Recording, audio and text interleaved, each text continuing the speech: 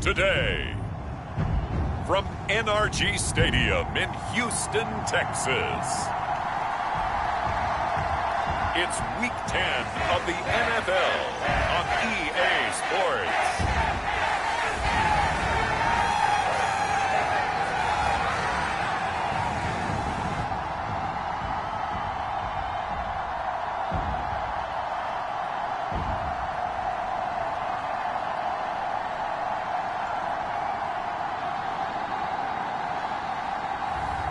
It's the Houston Texans taking on the Los Angeles Chargers. On a wonderful fall afternoon in the state of Texas, the roof is open and we've got football from NRG Stadium in Houston.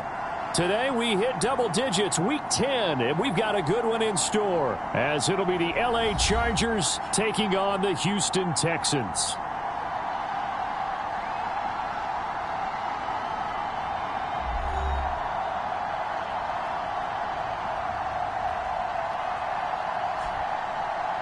Hi again, everyone. With Charles Davis, I'm Brandon Gaudin. And, Charles, we look at this Texan ball club entering play here. They come in playing pretty good football. Winners of 4 of their last 6 games. And last week they put together a 3-touchdown victory and were never challenged in that game. Let's see if they have a little bit of a letdown here. Meanwhile,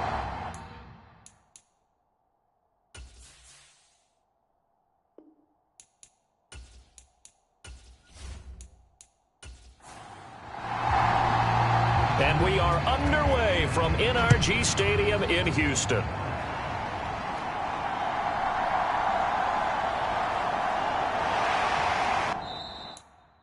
And they'll start this drive just across the 30. Pretty nice work on the return. So out come the Texans for their opening drive. And they'll be led out by their quarterback now in his 3rd season in the league. And you'd think as a young QB there'd be some nerves leading an offense out to start a game, but haven't seen any sign of them right now. And speaking with him earlier this week, sensed that the pressure wouldn't get to him. He feels comfortable being the face of this offense and shouldering the expectations on game day, even if he doesn't quite have the years of experience other quarterbacks do. The numbers on the ground for Pierce last week. 17 carries, 73 yards. A nice solid showing from him last week. Didn't blow the roof off with his numbers, but he certainly had a quality day and produced when called upon. 2nd and 6. Levis back to throw. Chargers able to get the pressure and bring him down. Joey Bosa make that now 8 sacks for him on the season. Getting into the act on the opening drive here with a sack. And remember, they had 5 last week. And they saw that on film, and that meant that they had to get together. Offensive coordinator, quarterbacks coach, offensive line coach, receivers coach, and say, how do we beat this pressure? Because everyone has to win against the defense and get the ball in the hands of the quarterback very quickly. And I don't think this is the script they had in mind for their opening drive. This is 3rd and long. Levis looking to throw. And that is incomplete. That was their first 3rd down try of the game, and clearly something was off in the execution of that play. Good news, they've got a whole game left to clean that up and start clicking on those key 3rd down throws. So on 4th down, on is the punter, Ryan Wright. He was only asked to punt once in the victory last week as he sends this one away.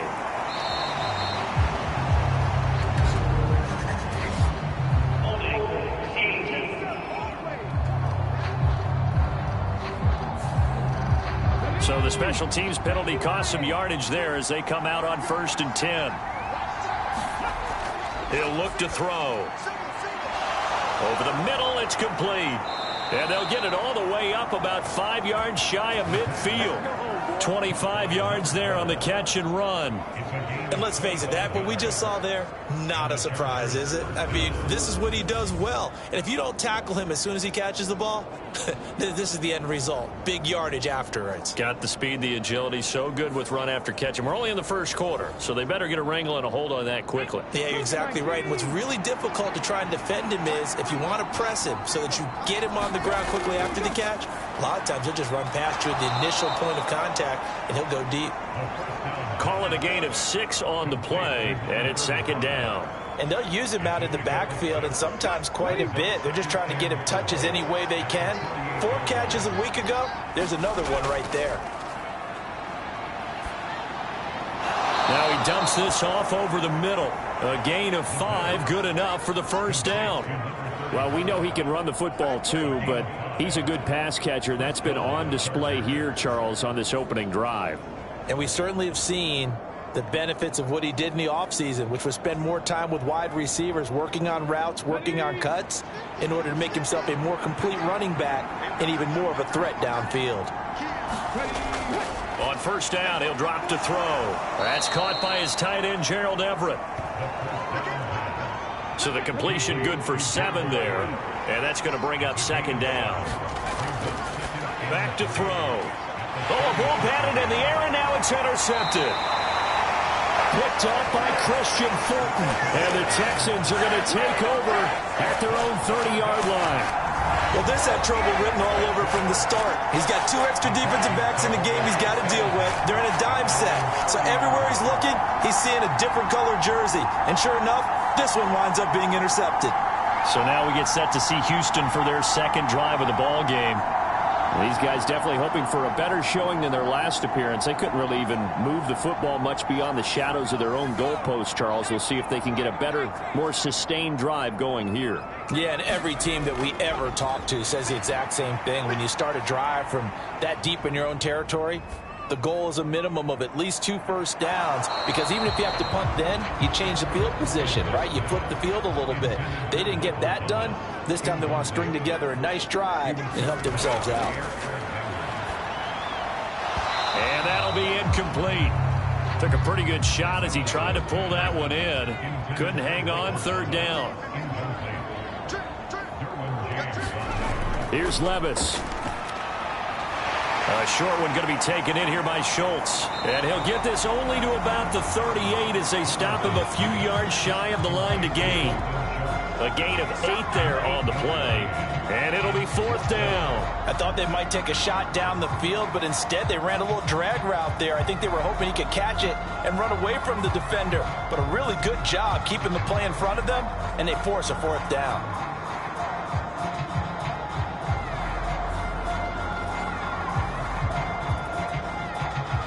And here's Ryan Wright now as he's on to punt for the first time this afternoon.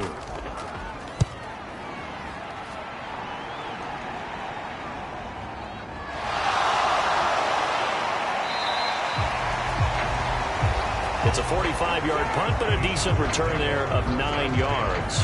And it'll be Charger football here as they take over. The Chargers get set to go here for their second drive. Just the one misstep for them in the first half of the season. 7-1 is the record at the midway point. And in terms of whatever power rankings you want to go by, they're at or near the top of the list in terms of best teams in the National Football League. And for me, in my little bit of rankings here, I've got them at the top. I know there's still 2 months to go, and we've seen teams get off to hot starts and then fade away due to injuries or the schedule or whatever. But unless there are a rash of injuries on this team, I'd be surprised if they aren't a first or a second seed come playoff time. And he slips up past the 45 before being tackled. That one good for 13 and a Charger first. This running game's so important for them, and they know that. It helped lead them to a victory last week when he was over 100 yards. Let's face it, it's their identity, and that's what they want to play to. They want to be that team that runs the ball really well each and every week, and right now we're seeing a pretty good pattern of that happening.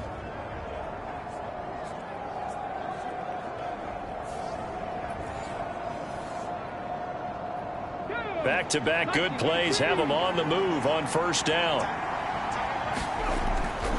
They'll set up a throw. Quick hitter here. It's complete. And down he goes at the 49, a 3-yard pickup. Pretty darn good, as you see right there on your screen. I'll echo that. Darn good. 2 touchdowns, right? And the ability to be in sync with each other, right? To understand that he's going to be where the quarterback expects him to be when the ball's thrown. Oh, into a sea of defenders and intercepted. Still going inside the 20. And they will score a pick 6 for the Texans TD. Well, for the offense, it looked like that drive had the makings of something good. They were starting to hit a groove, but the defense clearly had other ideas, not only to force the turnover, but to handle the scoring themselves. Yeah, no panic in their eyes, was there, partner? Think about it this way. A Hall of Fame coach once told me the best characteristic he liked out of his teams was that they didn't flinch. This group, they got pushed back in an early series, kept their composure, and made a big play that swung the momentum their way.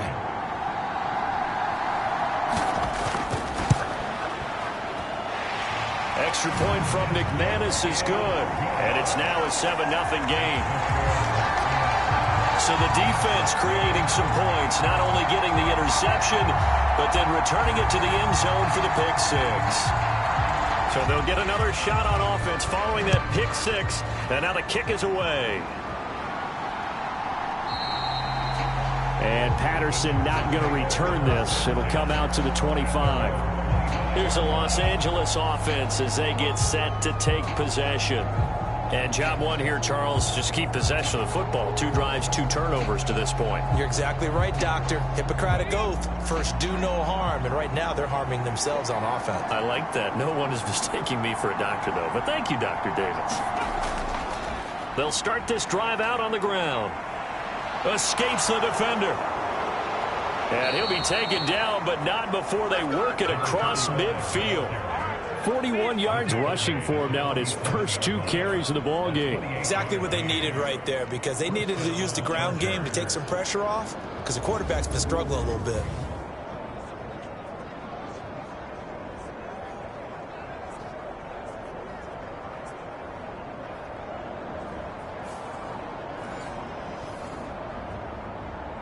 So a 1st and 10 now in Houston territory at the 47.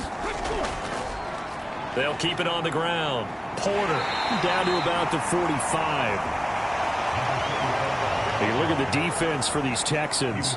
They are the 22nd ranked unit against the run in the NFL. For some defensive fronts, playing the run is not the priority. It's playing the pass, right? They get upfield, they rush the passer, and sometimes neglect stopping the run.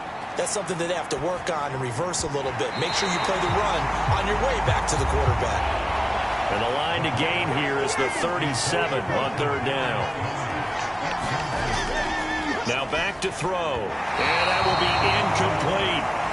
This defense has certainly played well so far in this game, and the coverage has been tight on just about every throw.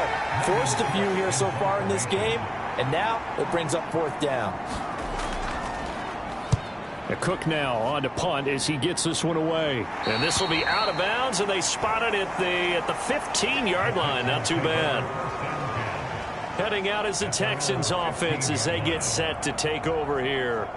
It's been an awfully slow start for them. This is their 3rd possession. They don't have a 1st down yet. So that means they have to change up what they're doing, and for some teams, it's a change in tempo, usually moving it to more up-tempo type of an offense, just to try and change their fortunes right now.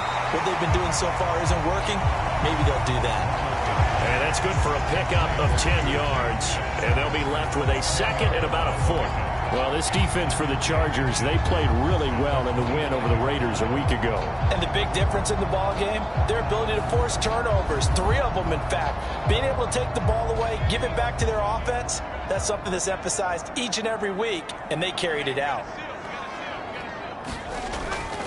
Play action now, Levis. And that is incomplete. A lot of force bearing down on him there. He could not hang on. It's 3rd down. Pierce will try to pick it up. No gain on the play there. A nice job defensively. And it likely forces a punt situation on 4th. I apologize in advance, partner, but the beef eaters on the interior of this D-line, You just know they were licking their chops on 3rd and short. And yes, they were rewarded with a tasty dish, stuffing that one short of a first down. Well, we got beef eaters licking their chops and tasty dish in one fell swoop. I did apologize in advance, didn't I? Yeah, you did. That line's not eating tofu, I'll tell you that much for free. And here's Ryan Wright now as he'll kick it away for the 2nd time. His first punt, 48 yards. This one looks equally as good. Just a 2-yard return there following a punt of 48. And they will take over 1st and 10. A look at the running back, the man out of the backfield as he gears up to go again. Last week, a strong showing, up over 100, also 2 trips to the end zone. It's the kind of week that if you said, listen, I'll let you have this type of a game each and every week, you'd sign up for it. You wouldn't try and get too greedy. But let's face it, good runners always want to be a little bit more greedy at the end, try and squeeze out every last yard. He's going to try and duplicate that and exceed it in this game. They'll keep it on the ground. Porter. 9 yards to pick up there, and it's a 1st down. We are watching a runner having a really nice game. Carrying it very well. Vision is excellent, but boy, look at the help he's getting. Offensive line, I think they're pretty eager to block for him.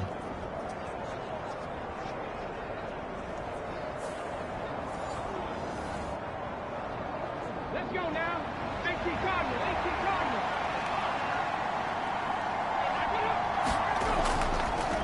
On 1st down, it's Porter. And he'll power ahead, but only for about 3 yards. 2nd down coming up.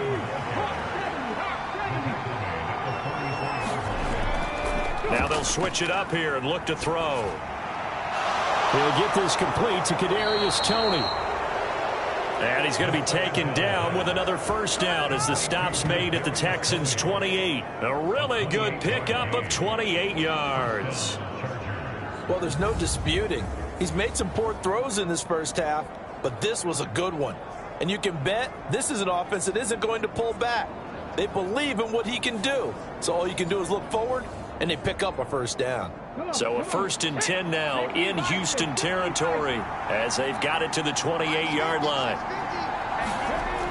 They'll look to throw here. He finds his man complete. That's Porter. And he's going to be taken down, but there's a penalty flag in the backfield. Is this a hold, or did they rough the quarterback? So roughing the passer penalty and an automatic 1st down. And that's the mark of a bad team, partner, because that's an easily preventable penalty, but they just didn't take the proper steps to make it so. And he maneuvers his way down to the 3-yard line. So the ball position now at the 3. Here's 2nd and goal. They'll try to run this one in. And the D not yielding much there. He's only going to get a yard to about the 2. 2 straight shots on the ground. Now on 3rd, do you go to the air? I think the possibility exists, and if you're doing it, you're probably going play action since you ran it twice. But I often think that 2nd down is the time you go play action and throw the ball. I say commit to the run and think about it being 4-down territory. And he's into the end zone. Touchdown, Chargers. A great effort there. His 11th rushing touchdown on the year. And the Chargers are an extra point away from drawing level. But they decided to run it in and got it done on 3rd and goal. A lot of times that's a passing play. And the kicker just has to come out for the PAT. He can breathe a sigh of relief as well, right? Although I don't know if he's really breathing a sigh of relief. I think he likes to put 3 points on his ledger.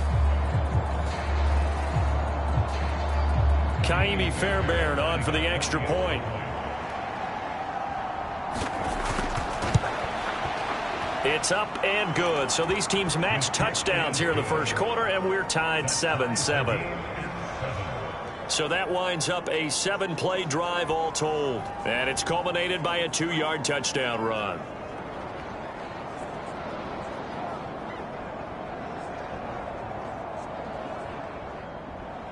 So all even at 7 now as they kick it away.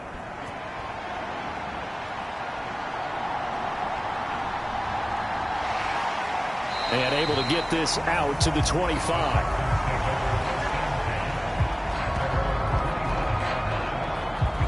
And now out comes Houston.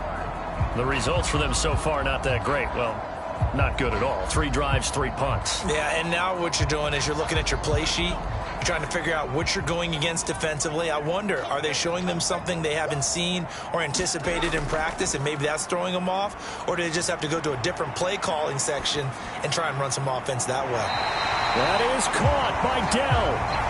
And they get him down, but not before he takes it across the 40-yard line. 16 yards on that one, and also a Texan first down.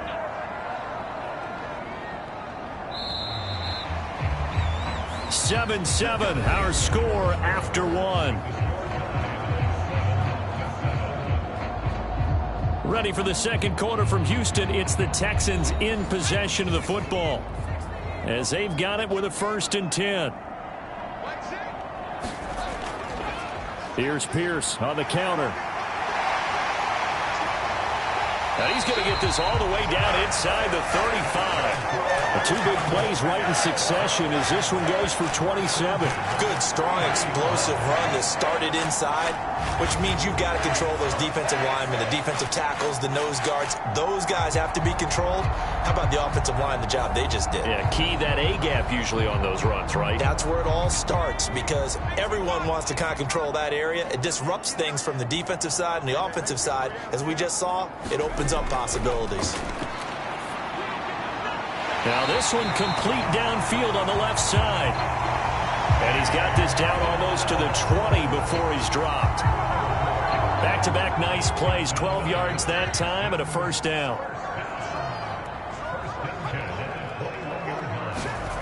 Levis to throw it. Got his man, Dell.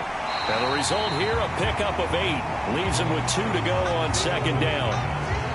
So a decent gain there, but not their 4th consecutive first down like they had on the first 3 plays. You sound almost disappointed there. You want to fire the offensive coordinator on that one or what?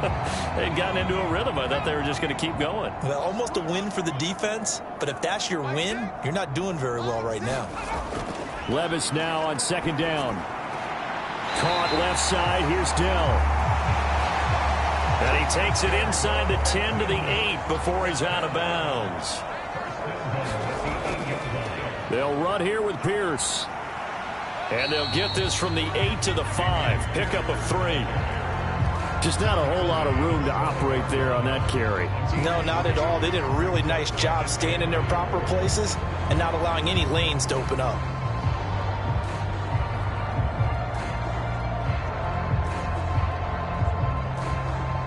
And the ball smack dab on the 5-yard line. Here's 2nd and goal.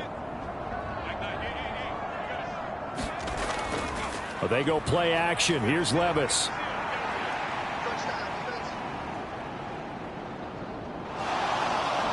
And eventually he's taken down here. Great coverage downfield, resulting in the sack. Multiple defenders getting home there for a loss of 11. 2nd goal, last thing you need to do is get pushed backwards to take a sack. But he couldn't find anywhere to go with the football. Had to eat it and ended up on the ground.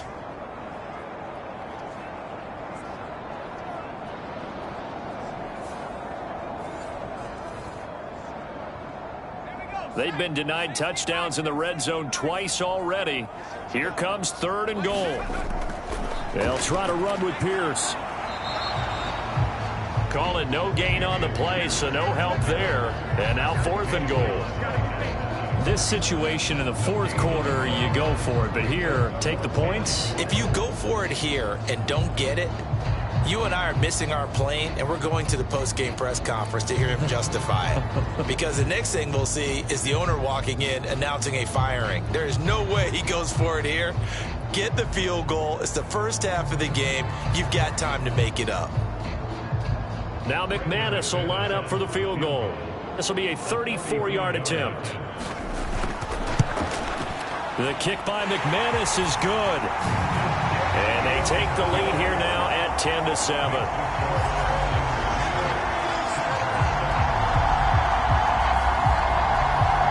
They had it first and goal. 3 attempts, couldn't get it in, so they settle for 3. Yeah, the field tends to shrink a little bit the closer you get to the goal line, doesn't it? It doesn't sound right. It sounds a little counterintuitive. But you run out of space to run the deep routes, so they can just sit on the shorter stuff if you're going to throw it. If you want to run it, there's just not as much space. They end up having to take 3 there. There again is the running back as he trots onto the field. And I'm wondering if maybe they don't go away from him on this drive a little bit. He's been great, but they haven't scored a lot of points. I think they still have to show him as a threat. Make sure he touches it a few times. But as you pointed out, use him as a decoy a little bit and get the ball in the hands of some other people in order to put more points on the board. But he's done a really nice job of establishing them with his running. Yeah, he's established himself well. Now can they put more points up? And 2nd and 10, he'll look to throw again. And he comes back with one complete.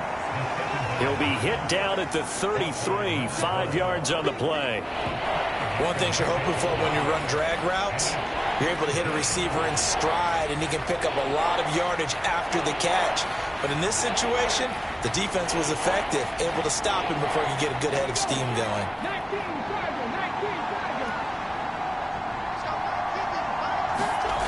Out of the gun now on 3rd down.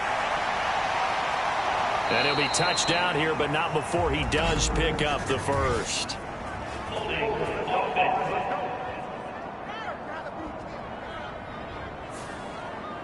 So following the holding call, what can they do here on 3rd and long? He'll drop to throw. A little short pass. This is Everett. Call it a gain of 3 on the play. And that's going to make it 4th down. Oh, it's time to give a little credit there to the defense. They played that very well because it was a drag route. And he ran it a little shallower than normal as he worked straight across the field. He was hoping he'd get lost behind the defensive line. But once he made the catch, nowhere to turn upfield and gain any yardage. On 4th down, on is Logan Cook to punt.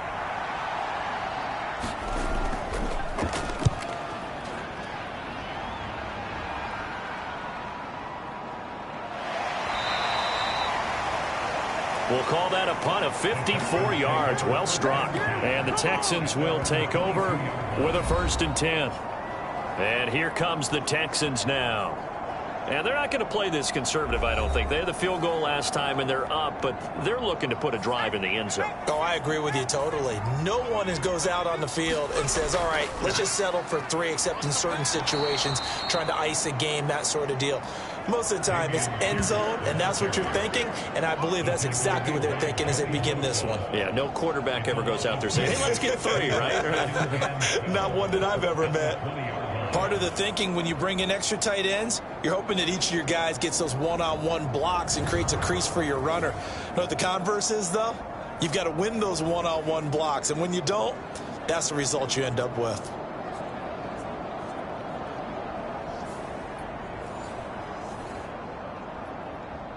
First play of the drive goes the wrong way. Here's 2nd and 12.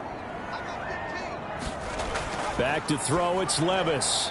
A short one going to be taken in here by Schultz. And he'll go down at the 26 following a gain of 6. And this offense on 3rd down today, not good. 0 for 4 thus far. This will be 3rd and 6. And this pass broken up. The contact well timed there, and now 4th down.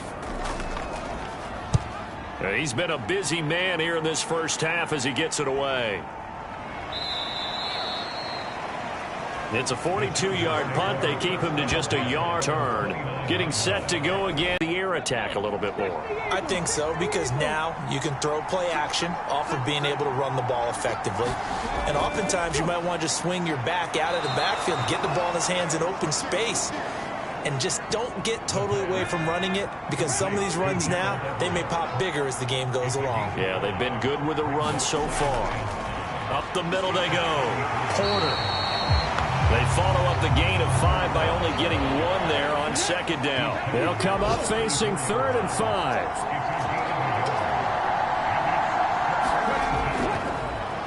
They'll keep it on the ground. It's Porter. And this will not be enough. On 3rd and 5, he only gets 3.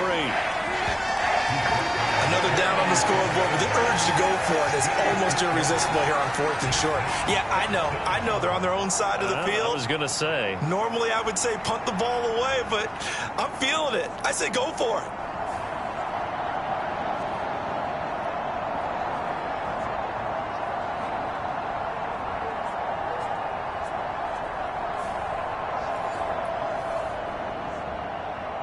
Here's Logan Cook now to punt this one away.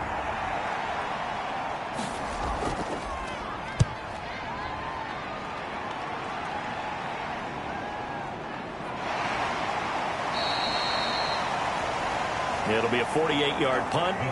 5 there on the return. And the Texans will take over. Houston set to take over. And Charles, a very uninspired effort the last time we saw them out there. It was a quick 3-and-out, then they punted the football. Yeah, and you never want to get stopped so soundly during a series, but what would be even worse now is letting it happen again right here. They've got to get going. Throwing quickly there, but it's incomplete. Here's 2nd and 10. Now Levis. Swings this one out wide for Pierce. And he's able to get up here to the 26.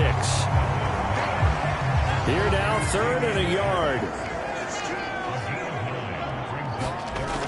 Going for it with Pierce. A great effort there to shed the contact, and it helps him pick up the first. A 3rd down gain of 3 yards, and that'll be enough. There are a lot of different formulas to winning football, but one constant over the years, winning on 3rd down. That pickup there was big because they had struggled throughout this one.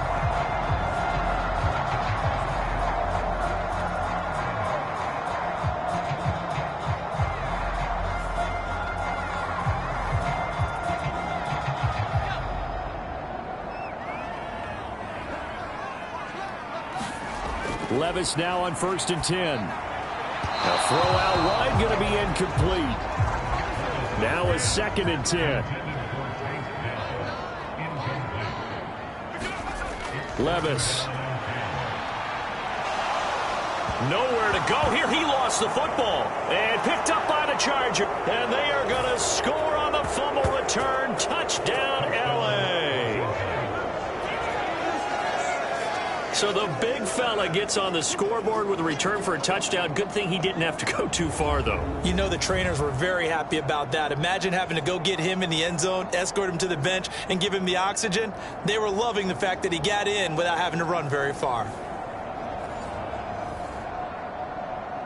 Fairbairn now to add the extra point.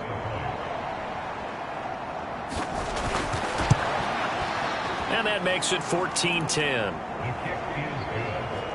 So not only the cough up, but then the pickup on the other side, the scoop, and the score the other way, the fumble return for a touchdown. So here's the kickoff now as they'll get it again following that fumble return for a score. And it'll come out to the 25 as he will not attempt to return. And the football going back over now to the Houston Texans.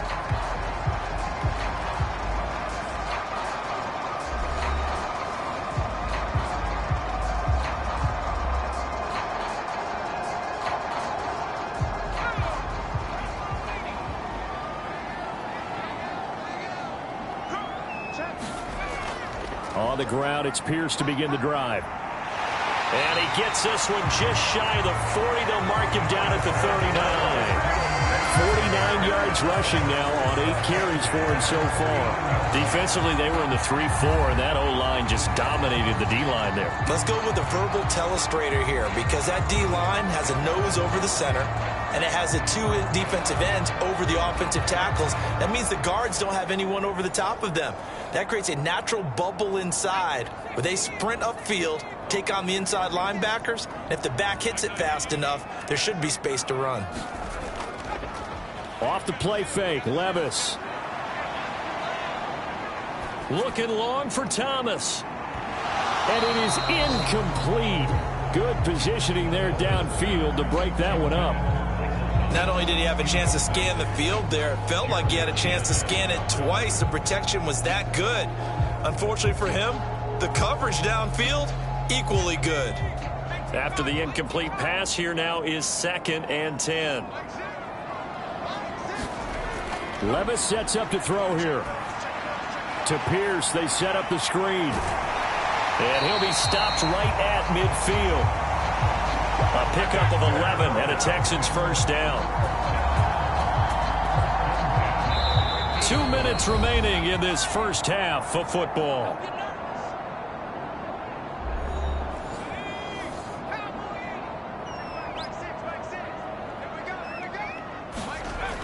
First and 10, it's Levis. Delivers another one to Pierce.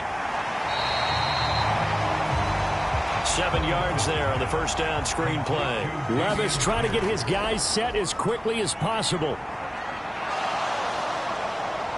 And the Chargers rush is going to get there. Down he goes.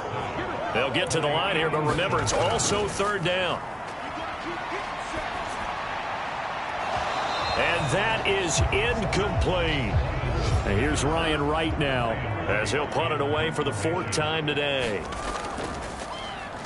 He's averaging just under 50 yards a punt as he gets this away.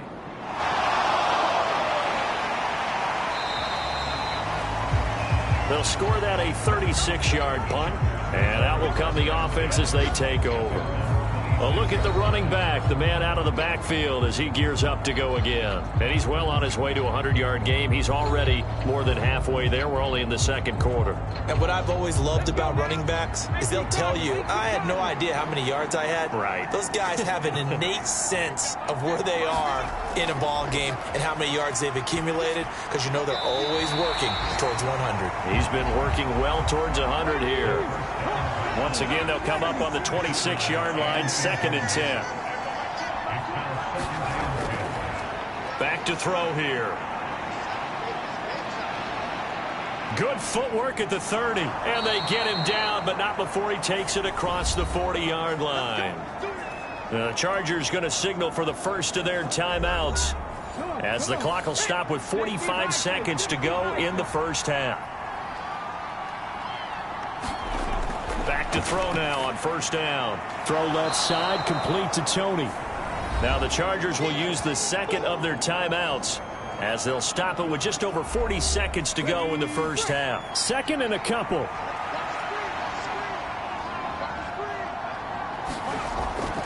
Looking to throw. And he's got this down to the 35. A nice job there on the escape and scramble. A first down, a 16-yard gain. Facing 2nd and short, that gives you a chance to go for a bigger play through the air. But I think he said to himself, why not just handle this one? Got all the yards he needed and then some, and made that snap a huge success.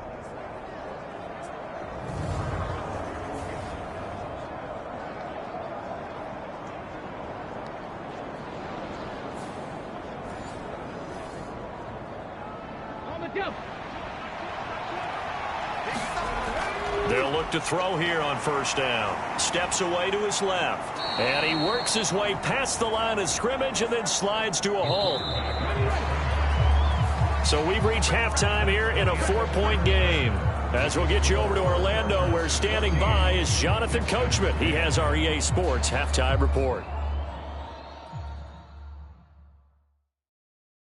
All right, Brandon, thank you very much. More from you two in a minute, but first, let's take a spin around the NFL and see what's going on here in week number 10. We'll begin with two teams who don't really like each other all that much as Las Vegas heads out to take on Kansas City. And it's the Raiders who have the lead in the 2nd quarter. Josh Jacobs, well over 100 yards rushing with a touchdown run as well. From there, we make the trip east as we head all the way to Jacksonville to check on the Jags. And they have the lead in that one over the visiting Indianapolis Colts. A couple of touchdown strikes there from Justin Fields. Lastly, we head to Gillette Stadium in Foxborough to check on the Patriots. As you can see, the score there in the 2nd quarter. It's Bryce Young with a good day throwing it. 3 touchdown passes there.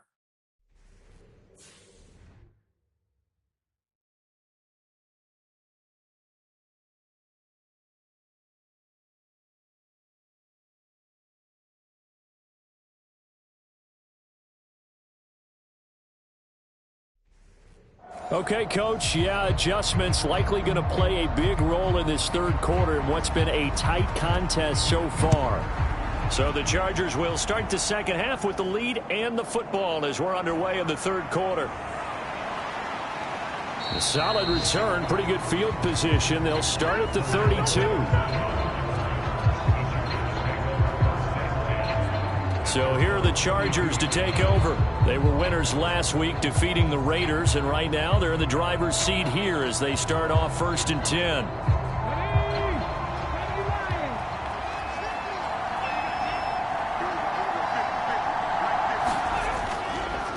They'll start this drive out on the ground. And he will lose yardage here to the 31-yard line.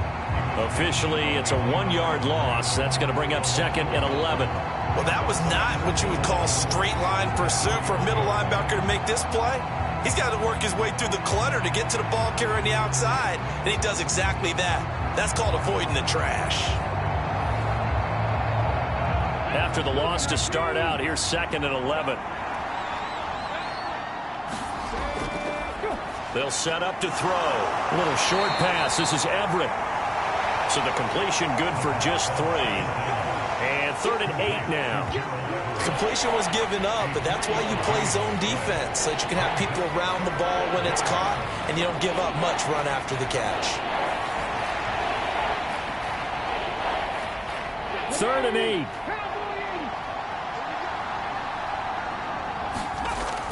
They'll look to throw. And he will slide to a stop. He does have the first down. That one a broken play, but it ends up being a good play. The scramble goes for 20. It certainly appears that he's been able to get a read on how they've wanted to contain him in this game. He's seen some places where he can beat them in big spots, and right there, he slides in with ease for the first down.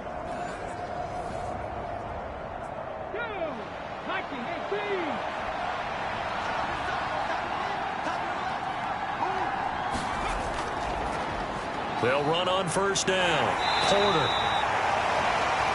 80 yards rushing for him now in the ball game. They'll come up on a 2nd and 4 now from the 40-yard line. They'll keep it on the ground. It's Porter.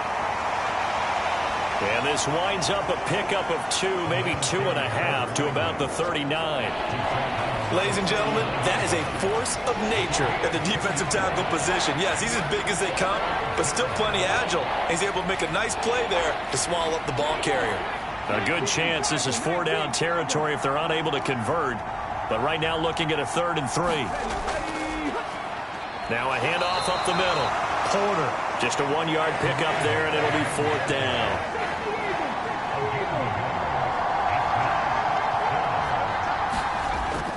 They'll try and run for it. And he's going to have the first down, yardage to the 35. They're going to look to throw. He'll be brought down on the 30-yard line after a gain of 6. Ball on the 30 now. Here's a 2nd down and 4.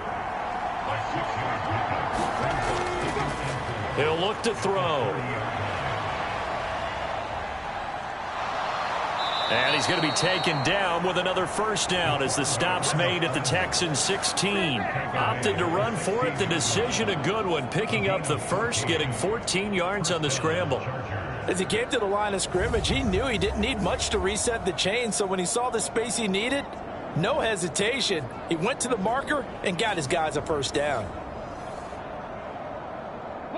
So the ball down to the 16 here for 1st and 10. They'll drop to throw. Throwing middle, and it's complete.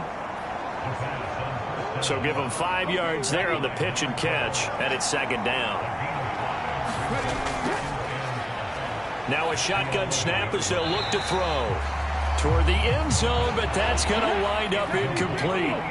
They come up now 3rd and 5 following the incomplete pass. And he will slide to a stop. He does have the first down. 5 yards on the scramble, and that's enough to pick up the first. Oh, man. Just when the D thought they had the answer for him, he went and changed the question. Surprises him by taking off himself.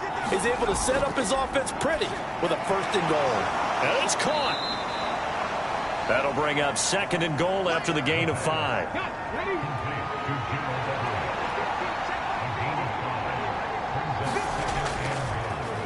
They'll try to run this one in. And he is into the end zone. Touchdown, Los Angeles. A great play there.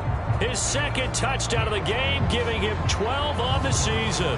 And the Chargers take the opening kickoff of the 3rd quarter and drive right down the field to extend their lead.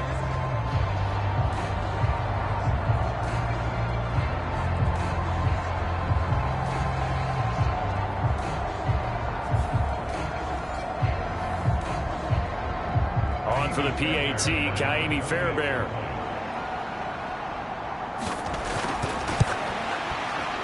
It's good, and it's 21-10. That one was an extended drive, 14 plays all told, and it ends with a 1-yard touchdown run. After the touchdown, Cook now to kick this one away.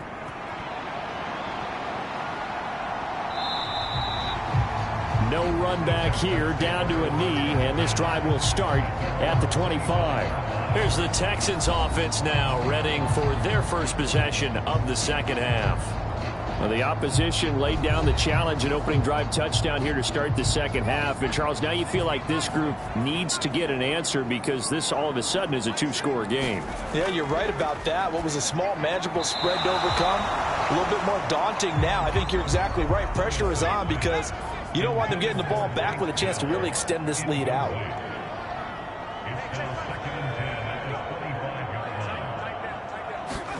2nd and 10. Here's Levis. And this one incomplete. Too much contact to hold on to that one, and it's 3rd down.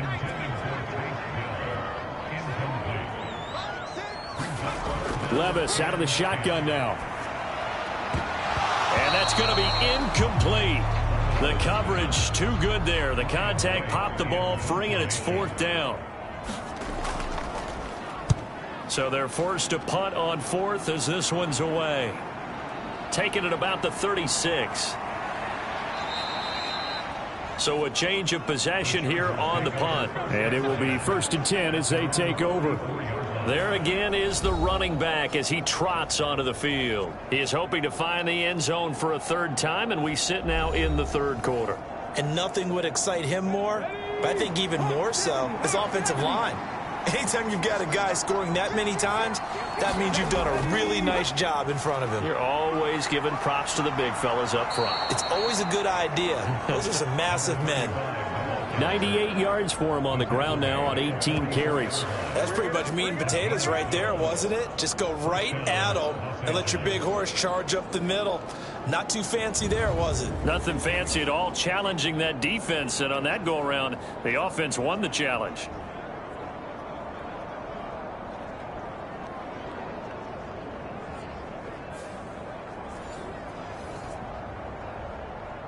Come on. Hey, 60 Bison, 60 Bison.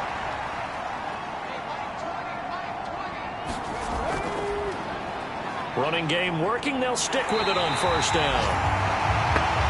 And he stopped immediately there. 2nd and 10.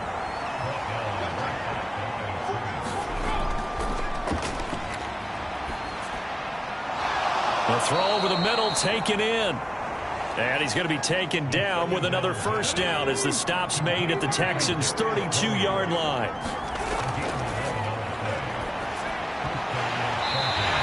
And that's going to be incomplete. Too tough to hold on to that one. It's 2nd down.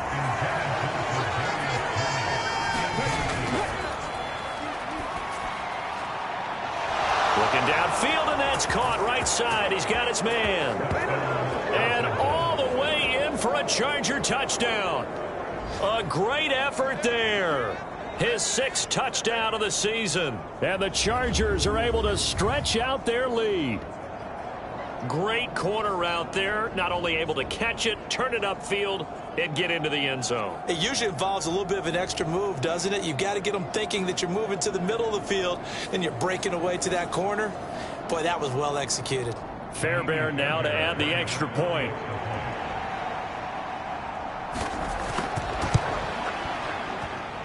And the lead is up to 18 now. The drive summary that time, 5 plays. And it ends with the Chargers getting into the end zone. After the touchdown, Cook now to kick this one away. From a couple yards deep, he'll bring it out of the end zone. And ultimately cannot get this out to the 25-yard line as he's dropped at the 23. The Texans offense set to regain possession. I kind of feel like they've reached a do-or-die point in this game, Charles. If they're going to try to pull off an impressive comeback, it has to start right here, right now. Yeah, now they've got a final chance to get out of this situation, but they also understand they've got to move the ball and move it fast. In addition, they need to save as much time so they can get 2 more possessions. A little jet sweep to start the drive. Oh, and this one may need to go back to the drawing board. He's going to be swallowed up right away. They work now on 2nd and 9.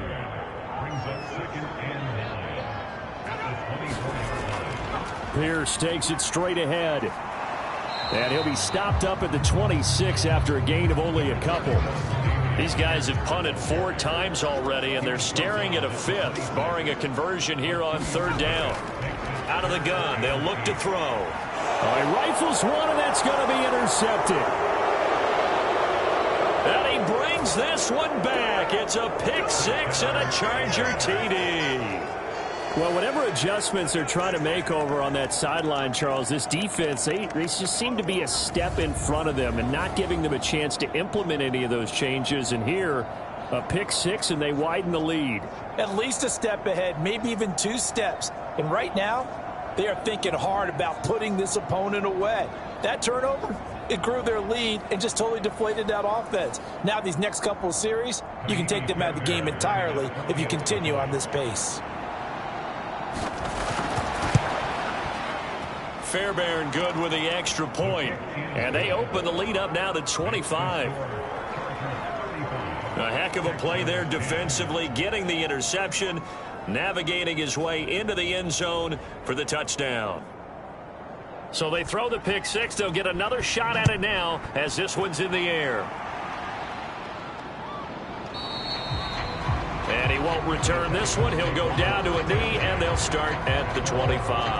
Out comes the Houston offense as they get set to take over here.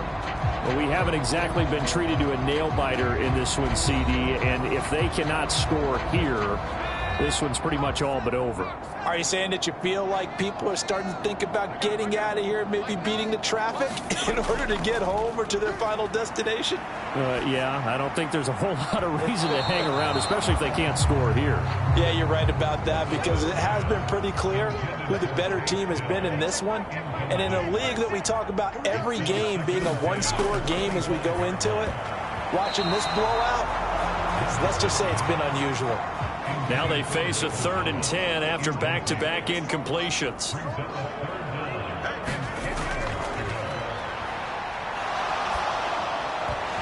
Ball had his hands on it, couldn't bring it in. Pretty symptomatic of how this game's been going. And here's Ryan Wright now, as they're forced to kick for the 6th time today.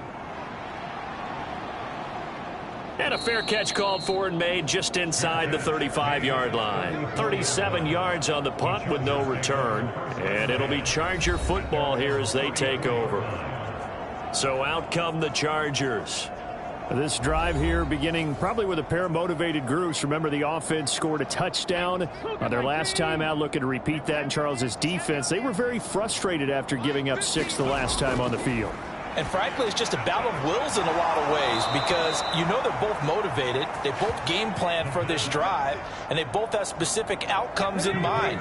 To me, it just comes down to who can execute better and which side can step up and assert its will over the other. Throwing the out route and complete. That's Porter. It'll be a gain of 5, and that will bring up second down. Up the middle they go. It's Porter, and he'll be brought down at the 45-yard line. They got 5 through the air last play, now 5 on the ground. 1st and 10.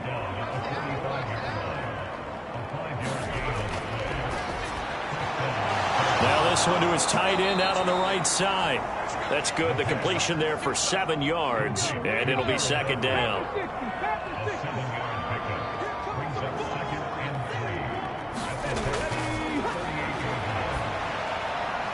Now a toss left side into the hands of his tight end. And he's going to be taken down with another first down as the stop's made at the Texans' 20. Another play. So we will switch ends as the third quarter has come to a close. 19 Tiger, 19 Tiger. Hey, Mike 20, Mike 20. On first down, Porter. And he's going to get a solid gain of 9 before being brought down. 2nd and right at a yard.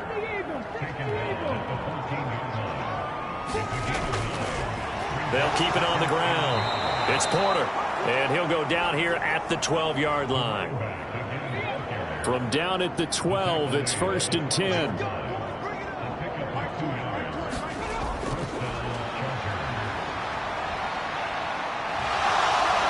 And he'll protect himself at the end here as he winds up getting pretty decent yardage.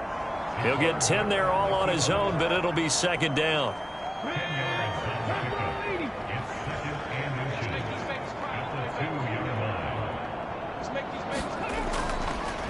Now a handoff running through the middle. And maybe a measure of revenge there. He's had his way in this one, but this time they get him behind the line. The tally there, -2 yards, brings up third down. When this offense gathers to watch the tape, they're going to like a lot of what they saw. They put up big numbers, but they might fast forward through that last play. Oh, there won't be any fast forwarding, partner. I've sat in those sessions before. You end up spending more time on the bad plays than you do on the good ones. It's just the nature of coaches. But I know sitting in that room, when you've had a big game, the night that they've had, you don't want to hear that. You just want to focus on the good stuff. On 3rd and short, they'll try and pick it up through the air. To the goal line, but it's incomplete.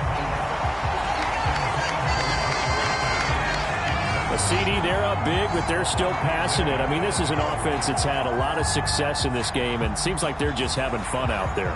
And it does feel like there's been a shift out there, doesn't it, partner? Listen, if you're up, you can continue to do what you want to do. It's up to the other team to make you change how you do things.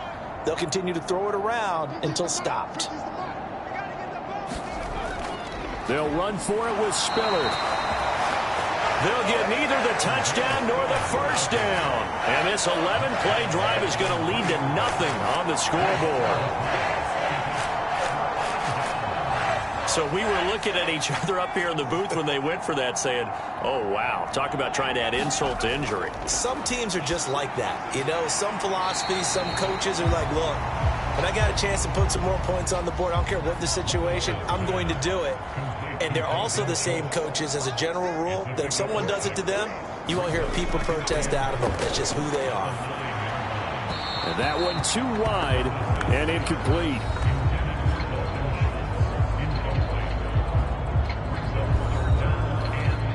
This offense so far on 3rd down, not getting the job done at all. A very poor 1 for 10. This is 3rd and 4. And that nearly intercepted. Boy, for a guy known for his hands defensively, that's a ball he probably thinks he should have come up with. And instead, it's 4th down. Taken right around the 44. Just a net of 34 there following a punt of 44 yards. And the Chargers will be set up pretty well as they take over in great field position. And the LA offense ready for this next possession. And, Charles, we are in the midst of a very one-sided affair. I think this is where you and I have to fill a little bit. You want to regale us with old stories of your childhood in New Paltz, New York? I don't think anyone wants to hear that, but this is a perfect time for us to start listing MVP candidates, right? Best teams we've seen so far this year, the best games that we've called thus far, how we anticipate the season unfolding. We can go in so many different directions because the game certainly not taking us there. Oh, I hear the remotes clicking off right now. 3rd and 4.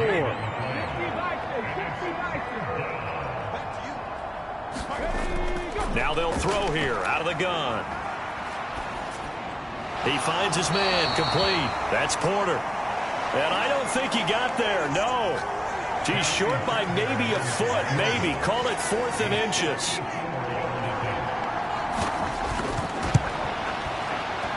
And this is off target to the left. Didn't get there anyway. It's no good, but that's just a minor blip here in what's been a thoroughly dominating performance.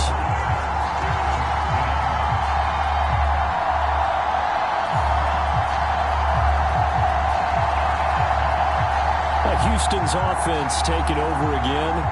Their mini 2-game win streak appears it might be going by the wayside unless they can pull a rabbit out of their hat. The Texans offense ready to go here for their next drive. Well, they didn't fall behind any further thanks to that missed field goal, but still staring at this 4th quarter deficit. Oh, he dropped it. And that's pretty indicative of the way this one's gone. An incomplete pass on 1st down. That leads to a 2nd and 10. Levis looking to throw. That's complete to Pierce. And he's able to take it across midfield before going out of bounds. That'll leave them with a 3rd and 2 coming up. They got 8 yards there. That's a nice design there, but sometimes, though, you get so many blockers out ahead of you, they kind of slow you down and force you to adjust. You always appreciate guys trying to help you, but maybe one less there could have turned this into a bigger game. That is caught. And he'll be taken down, but he does have 1st down yardage. They get 9 out of that one, and as a result, the drive continues. This has to go down as one of the simpler routes in the playbook, but oh so effective. Nice completion there. Keeps the sticks moving.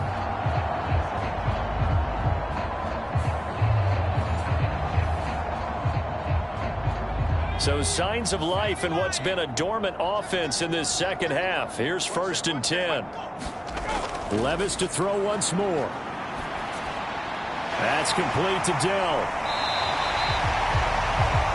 Short completion, just 4 yards, and that'll bring up 2nd down. Here's Levis. Looking middle, and that's complete. And he's brought to the ground with another 1st down at the Chargers' 24-yard line. Levis back to throw. Looking for Thomas, but that's intercepted.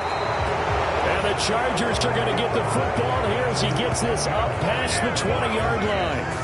This spot in the 4th quarter with that deficit had to throw the football. Unfortunately, there's the risk of big turnover. And you know you're going to be throwing against nickel, dime, all sorts of exotic defenses, but you have to do it anyway. Ordinarily, you might want to run the football a little bit, try and get them out of it. But as you noted, this time of the game, this point on the clock, had to throw it.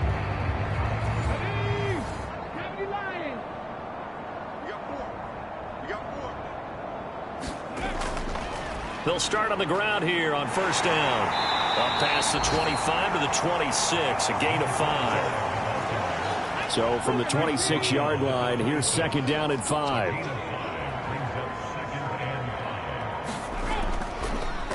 They'll keep it on the ground. Porter.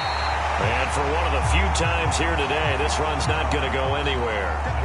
Here is 3rd and 5. Now back to throw.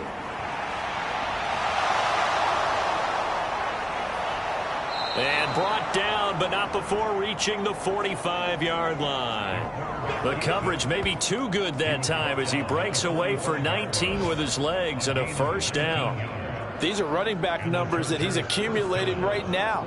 Received double-digit carries and has rewarded them by breaking the century mark in rushing, in addition to what he's done through the air. Definitely MVP caliber football we're witnessing.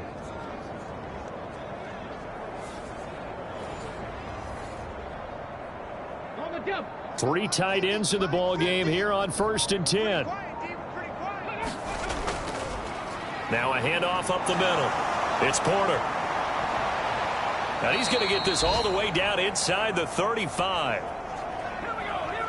That good for 22 and a first down. And having built that kind of a lead, they're able to do whatever they want right now. All momentum on their side, especially now running football. Yeah, you're talking about a defense being on their toes. They don't know what's going to hit them next at this point. No, they went from toes to heels, and they're trying to figure out how to get back to the toes part.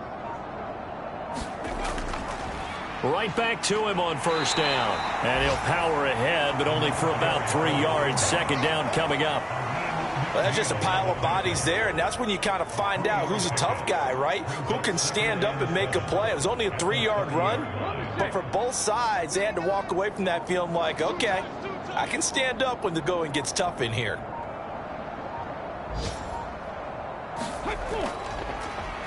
On second down, Spiller looking for space. And he's able to work his way down inside the red zone to the 19-yard line. A gain there of 12 yards and a first down L.A. This has been a good drive so far. It's been a running game for the most part that's powered them down there. Another nice burst there, picking up a first down. Now it's 1st and 10, as you said, in the red zone. Just 2 minutes remaining here in the fourth quarter of what has been a one-sided affair. So it's Charger football as we welcome you back from the 2-minute warning. And they have just about put this one on ice as they've got it here, 1st and 10. They'll go right back to Spiller here on first down. And they'll get him down right around the 16. 2nd and 7.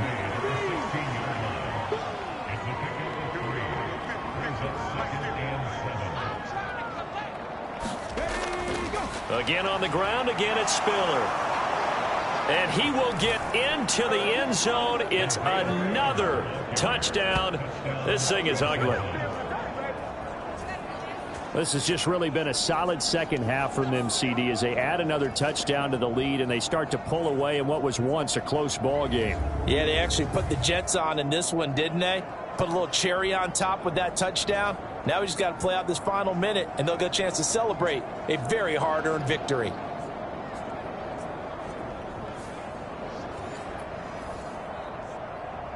On for the PAT, Kaimi Fairbairn.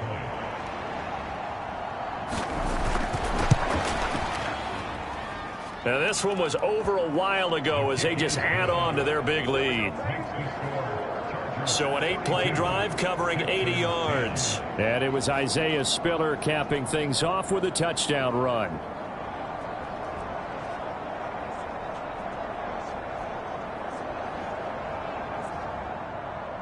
After the touchdown, Cook now to kick this one away.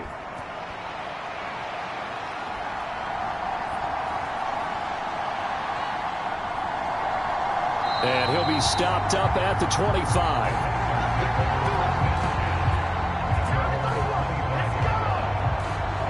And the Texans set to come onto the field.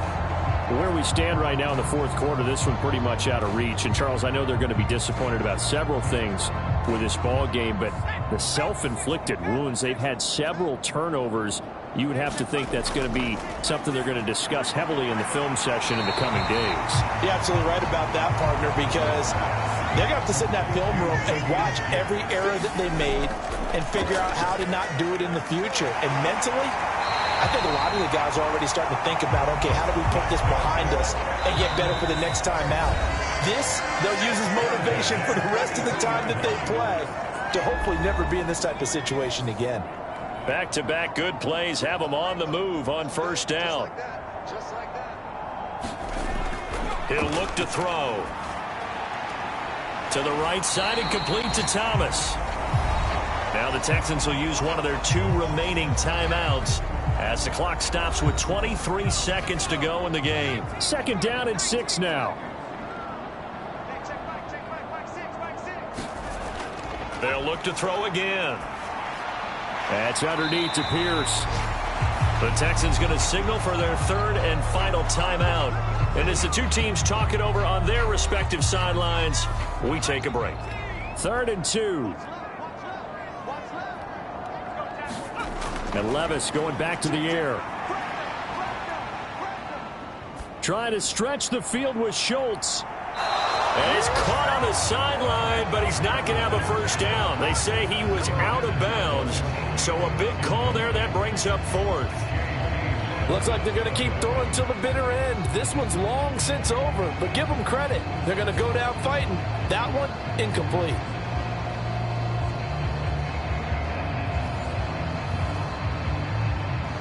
And here's Ryan Wright now as he's on to punt for Houston.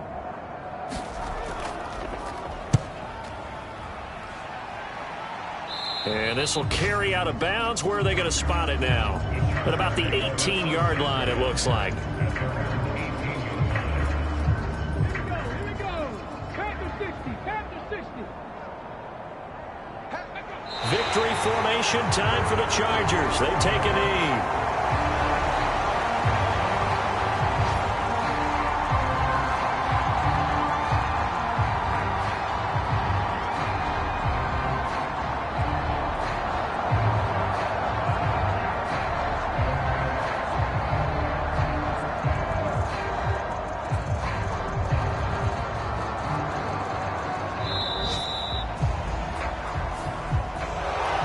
Charles, a lot of happy faces heading into the tunnel as this one ends, and understandably so. Not only did they get the win, but, boy, their offense was on fire in this ball game.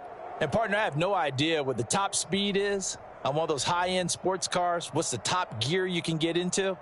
This offense, they certainly were there in this one, huh? Everything clicking for them in this contest, the kind of performance that they're going to cherish. So for the Chargers, they're setting themselves up as a major contender as they move to 8-1 now on the year. And they'll get another road date next week. Meanwhile, for the Texans, it was a game they really needed as they drop back to 4-6. And they will try to get back in the swing of things next week on the road. That'll do it for us. I'm Brandon Gaudin alongside Charles Davis. Thanks to our entire crew as well. We'll talk to you next time. So long, everybody.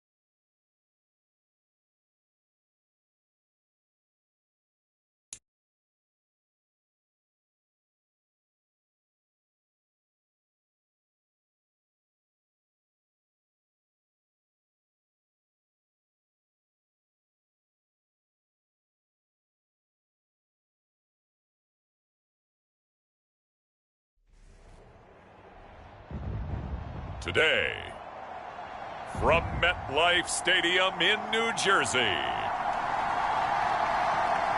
it's Week 10 of the NFL on EA Sports.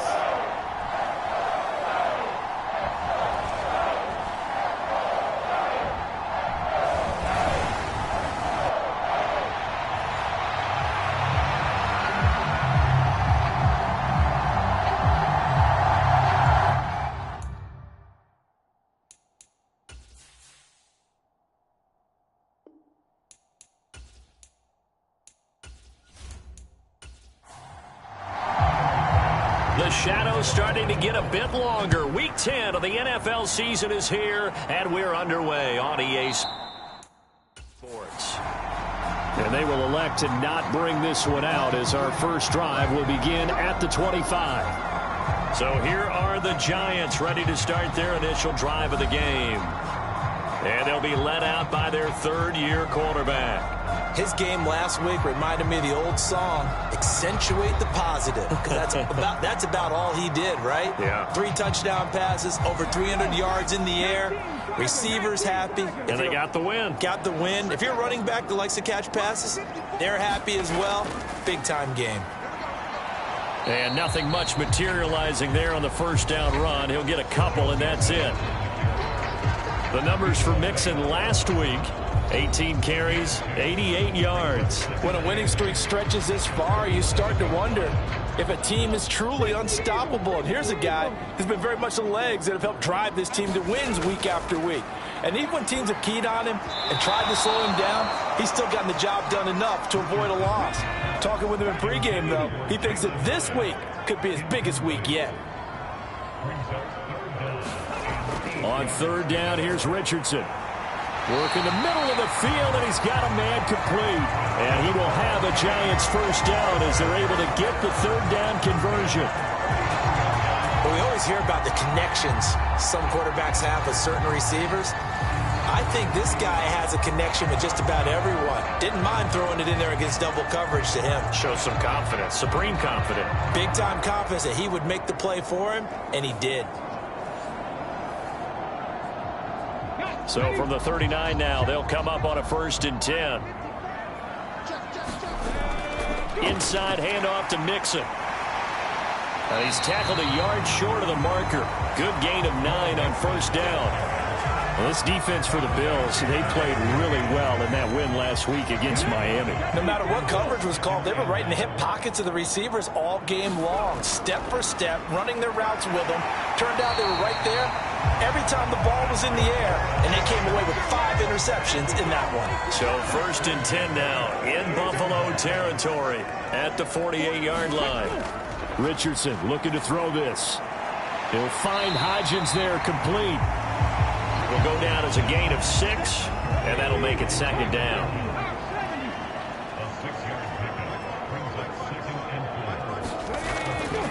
Mixing up the middle. And tackled down after a gain of 3. Leaves him with 1 yard to go on 3rd down.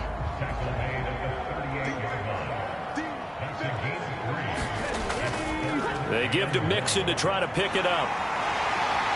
And he's going to get to the 31, enough for the first down. Move the chains, a gain of 7 on 3rd down. You were telling me this yesterday. That's exactly what they want to do on the opening drive, establish the ground game. Yeah, remember our conversation? We were talking about what one of the GMs in the league has told me repeatedly. It's a big man's game, and it's not necessarily size. He's talking about playing some big boy football. Line up, get leverage, knock people back, and establish the run early. Come on. Hey, 60 Vikings, 60 Vikings. Mixon with a first down carry. And he'll be brought down at the 27-yard line. Give him 5 on the carry there, and it'll be 2nd down. Brandon, 5 yards on that run. Let's get back to the huddle and make sure if you're a back, you spend time with your offensive line and give them credit. Hard to move those 300-plus pounders at the line of scrimmage, and they did for a significant chunk of yardage. And he'll be tackled at the 23 after a gain of 3. It's been a pretty long opening drive. This will be play number 11 coming up on 3rd down. Again, it's Mixon. And he's going to have a first down here as he gets this one to the 17-yard line. Give him 6 yards, and they do convert on third. Quite the opening drive march they're on right now. It looks a lot like what we saw in practice prior to the game, doesn't it? You know, because on that last big practice beforehand, you go through your offensive script, you go through your play calling, you go through all the stuff and establish things, and it looks like it's going like clockwork right now for them.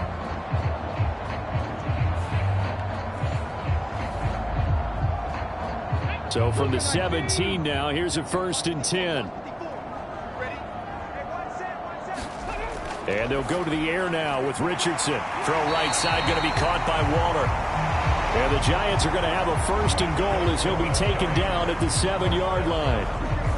And oftentimes we think about statement drives in the second halves of games, especially in the fourth quarter. But here, it's happening early, a definite statement. They've held on to the ball for a healthy portion of this first quarter already. And now after that completion, they're set up 1st and goal. Right there. 54, right there. Now it's Richardson. And it'll be intercepted. Tre'Davious White with a pick. And the Bills are going to get the football here as the ball will come out to the 20. Remember, Charles, this is the #1 defense in the NFL, and they prove their mettle here, forcing the turnover on the opening possession. And sometimes when you play a team that has that reputation, it's earned it by their play. The psychology is, okay, they're #1. They have to prove it to us, and they tried to attack. They found out that that ranking was real. And if history is any indication, when this defense gets off to a good start, look out. Yeah, their offense plays off of them awfully well, too.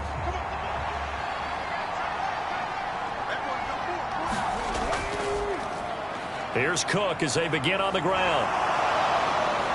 Gets around him, and he'll be taken down, but not before they work it across midfield. 31 yards there and a 1st down. They had a chance to limit his yardage, but he was able to fight off that tackle. So it's not just the responsibility of the guys who missed the tackles along the way. It's all 11 on defense, able to stop this guy, unable to do it on that play. They've got to find a way. How about his ability to break through and gain that yardage? So the line of scrimmage moves all the way across the 50 now as they come up 1st and 10.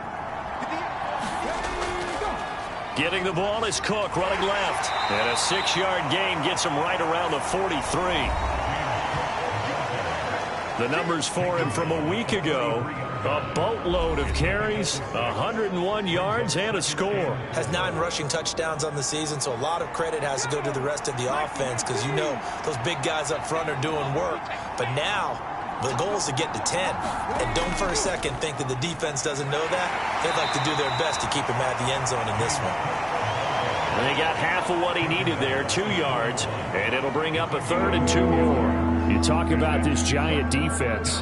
Now, they've been a very good unit against the pass, defending at 5th best in the league. And I'm struggling a little bit trying to really categorize this crew. They're top 10 in the league against the pass, but the bottom half of the league in sacking the quarterback. That doesn't make sense. Imagine if this group ever put pressure on the QB, they'd easily move into the top 5. 47 yards rushing so far, and this is just their first possession. They've got a new set of downs here.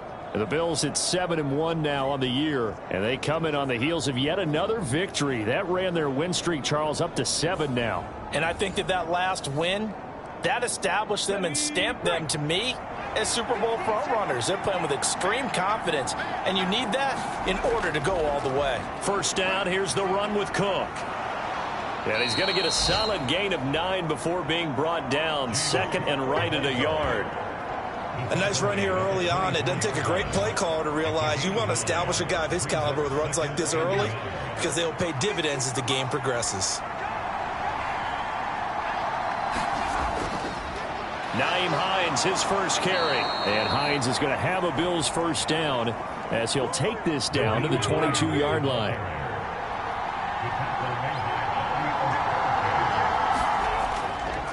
Left side, Cook.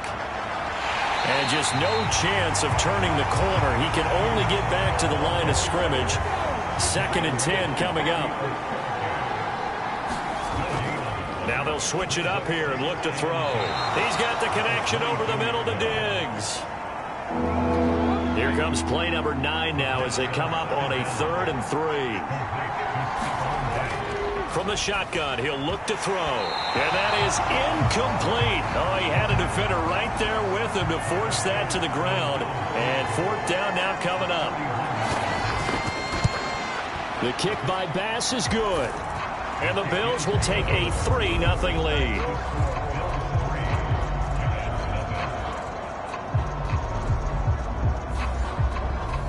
So, Charles, they get to them with their first turnover of the game and then make it hurt a little bit extra with a field goal. And anytime you give the ball up, what's the first thing a coach tells his defense? Don't let them score off of this. You've got to put out the fire. In fact, in 2021, that's what one NFL coach termed his defense, the firemen. Go out there, guys, and don't let them put some points on the board. So the Giants getting the football back here for their second drive.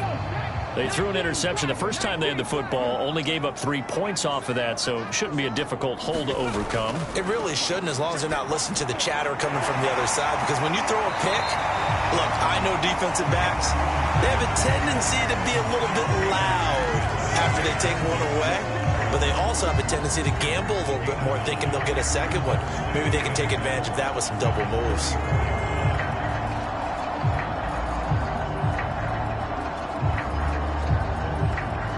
Maybe a good spot to take a shot. Here's 2nd and a yard from the 34.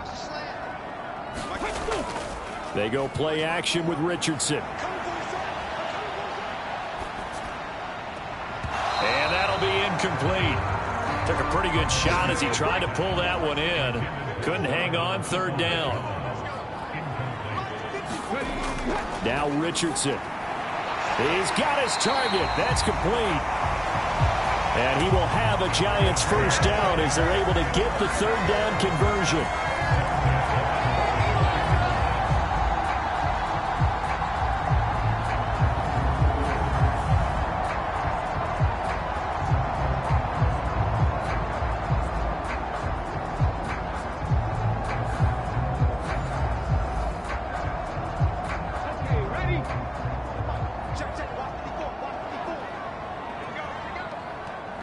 Hodgins in motion.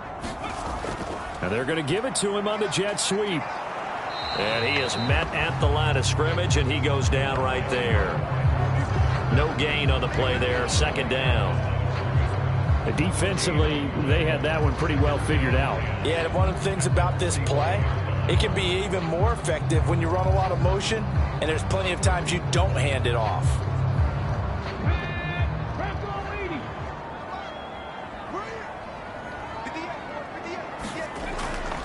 On 2nd down, here's Mixon. And only a couple there as he'll take this up to the 47. An extra defensive back here for the Bills on 3rd down. Richardson looking to throw. Oh, and his early struggles continue. Here's another one intercepted. And the Bills are going to get possession of the football as time will run out on this first quarter of play. 3-0 after 1 on EA Sports. Buffalo offense ready to go for their next drive. They start near midfield following the interception as they begin 1st and 10. They go over the middle, and it's complete to start the drive. And they're well past midfield, just a yard or 2 shy of the 40. They'll look to throw now on 1st down. He'll find Diggs once more on the completion. So the completion results there in 9 yards. And that'll give them a short yardage situation here for 2nd down. They'll try the middle with Cook. And he'll be a little shy of the 25 here at the 26-yard line.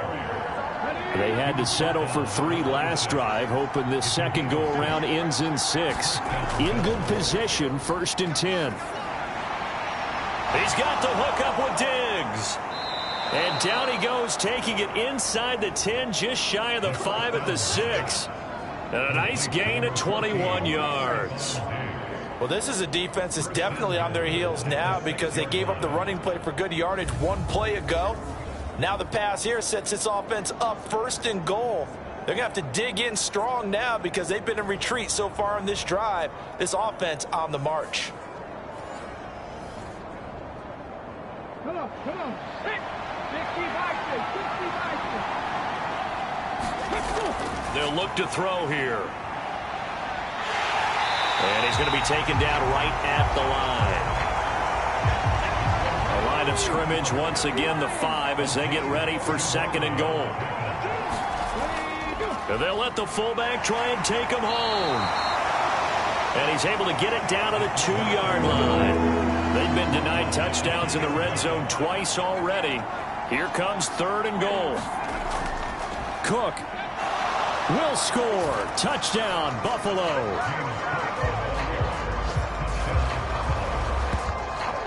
Did my eyes deceive me, or was that an I formation play that was just run there for a touchdown? Little old school eye. How about that? Was that a fullback, tailback, running it into the end zone? Well, that's what that fullback's for, right? That's why you use that. Let him pave the way. Oh, without a doubt. He's an extra blocker, and he did his job well on that play.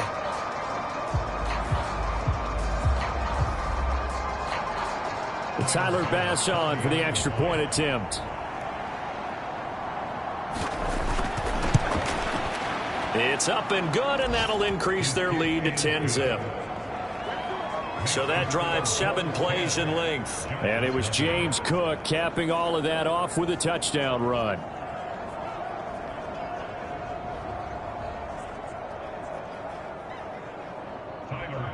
After the touchdown, Bass to kick it away.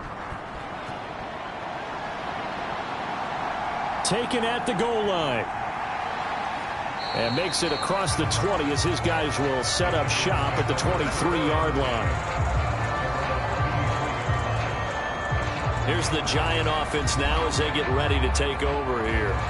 And it's been a miserable start for them offensively, obviously. 2 drives, 2 interceptions. And this is where you have to know your quarterback and know how you actually have to reach him. Do you do it with a little bit of humor? Maybe you break the ice a little bit like, hey, didn't we practice in that color jersey all week, not the one that you're throwing it to? Or maybe you have to be stern with him. But whatever it's going to take to get the message, it has to be done. He's putting the game in jeopardy. It'll go as a gain of 4, and it'll be 2nd down.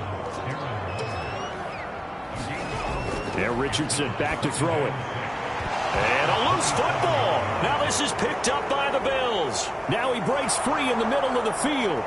And this is going to be brought back for a Bills touchdown. The pass receiver turned into a runner, then he turned into a fumbler, and it goes the other way for 6. I love your description. Although for the offense, they're not too happy about it. But for the defense, what a big-time play for them. Never give up on anything. Sometimes you create your own points. But the receiver, hard to fault him. He's just going for extra yard. That's exactly what you're supposed to do, but you have to take care of the football. Here's Bass now for the extra point.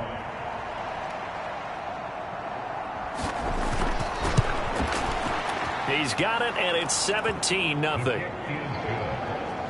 The scoop and score, always an exciting play in football, and we witnessed it there, grabbing it off the ground and then rumbling it into the end zone for 6.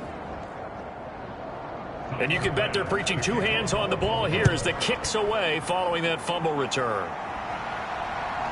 From a yard or 2 deep, here comes a return.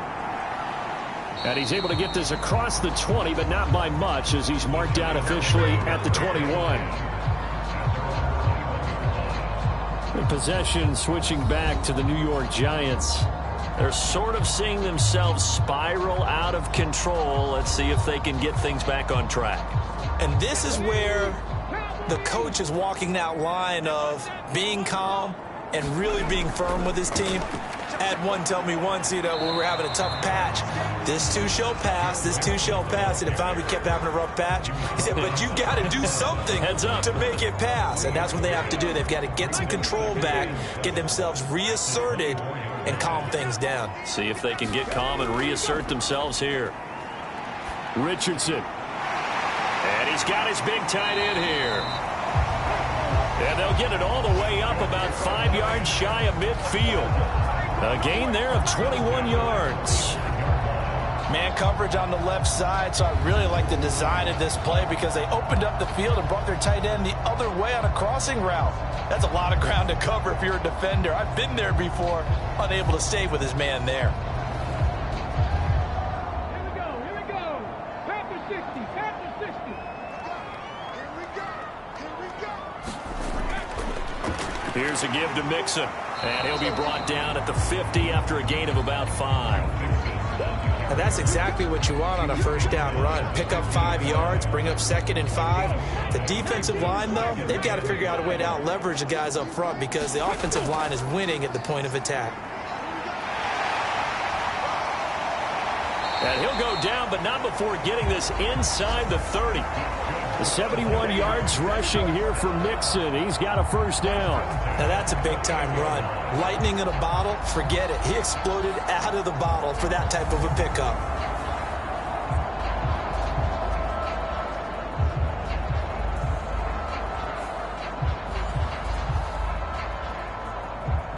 This offense finding its legs now. Here's another 1st and 10. Richardson has this complete to Daniel Bellinger. And he'll go down right on the edge of the red zone following a pickup of about 7 or 8. Out of the shotgun, they run with Mixon. And he'll get him inside the 15 down to the 14-yard line. It is a 1st and 10 at the 14-yard line. Back to throw. Here's Richardson. Firing quickly here, and that's complete. Now this will leave him a yard short. Nice pickup of 9 yards on first down.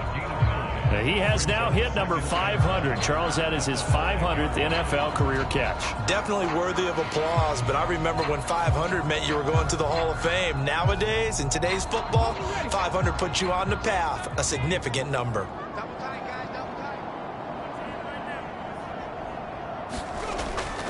A handoff to Mixon, and he'll be brought down here at the 3-yard line. 1st and goal, and they got to be thinking a chance to get right back into this football game. Here's Richardson to throw. And they're going to get him. They bring him down to the sack back at the 16-yard line. And that's Grady Jarrett who forced his way through to register the sack. And they're picking up right where they left off with the shutout that they pitched last week. A huge part of that, this pass rush. They know how to get after people. Offensively, good luck finding some answers right now.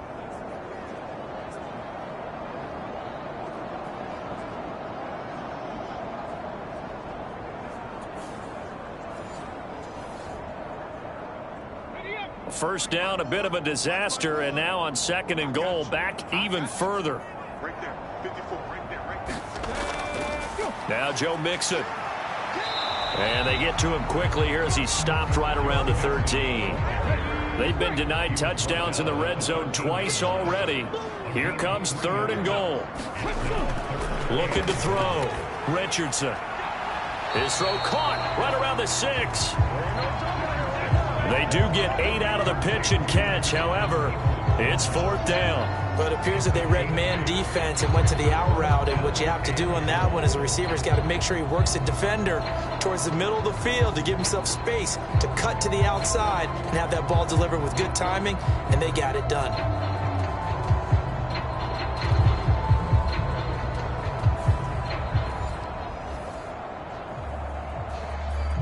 So the Giants now are going to turn it over to their field goal unit.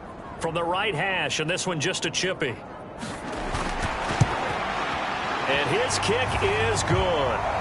And they're on the board at least here. It's now 17-3.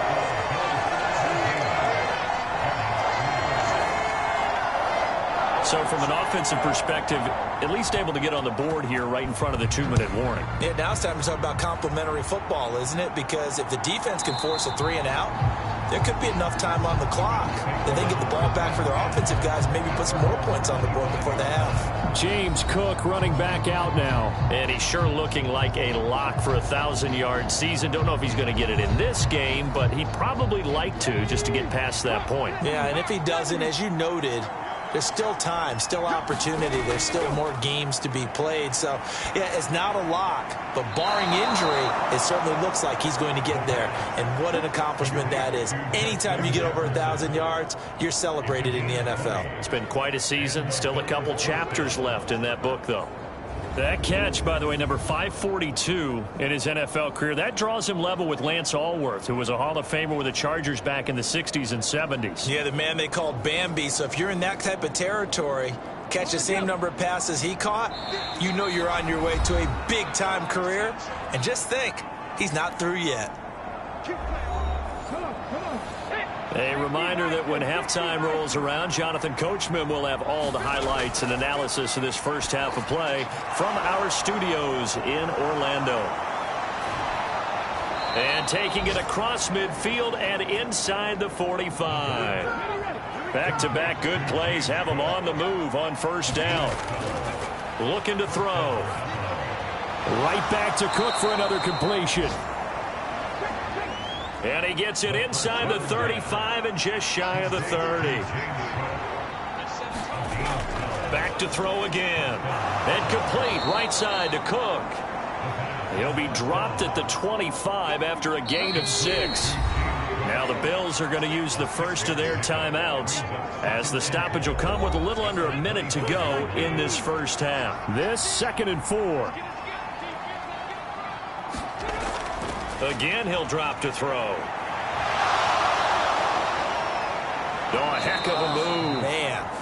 Now the Bills will use the 2nd of their timeouts as they get the stoppage with just under 50 seconds remaining in half number 1. Here's 1st and goal, and gosh, points here, a chance maybe to put this thing away before halftime.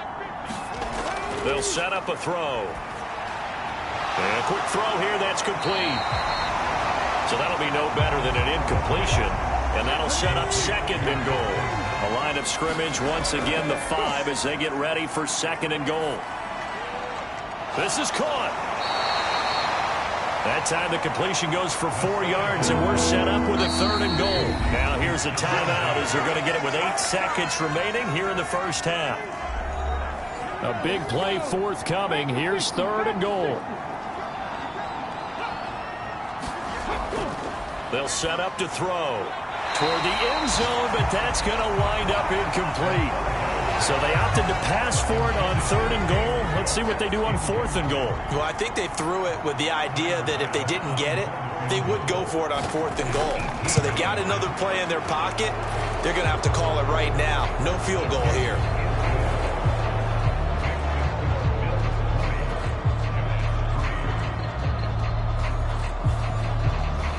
So 3 points on the board, as easy a field goal as you're going to get, but I can see you shaking your head. I love that peripheral vision of yours, partner, because to me, if it's the 4th quarter and you're up 6, I get it. But now, even if you run and don't get in, you're still setting them up to go a long field, 98, 99-yard drive. How do you look at your defense and not give them that opportunity? So we've reached halftime with the visiting Bills taking the lead to the locker room. As we'll send you down the coast now to Orlando, that's where we find Jonathan Coachman, ready with our EA Sports Halftime Report. Coach. All right, Brandon, thank you very much. More from you two in a minute, but first, let's take a spin around the NFL and see what's going on here in week number 10. We'll start up at Gillette Stadium in Foxborough, and it's the Panthers who are out in front. It's Bryce Young with a good day throwing it. 3 touchdown passes there. From there, let's head off and check out a second game. And you can see, currently they trail in that ball game.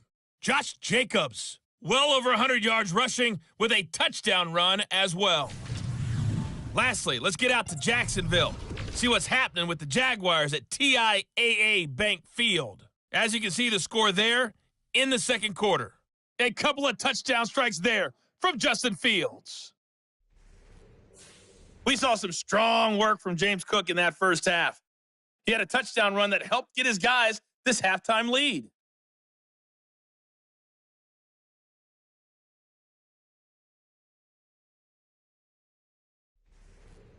All right, Coach, thank you, and we welcome everyone back for quarter number 3.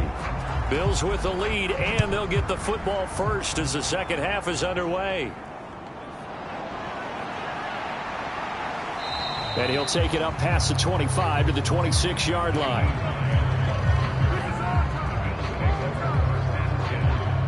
So here are the Bills to take over.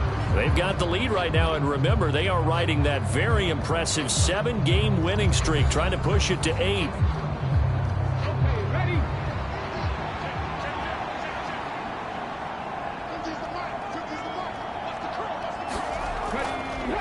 starting the third quarter with Cook. And he powers his way up past the 30.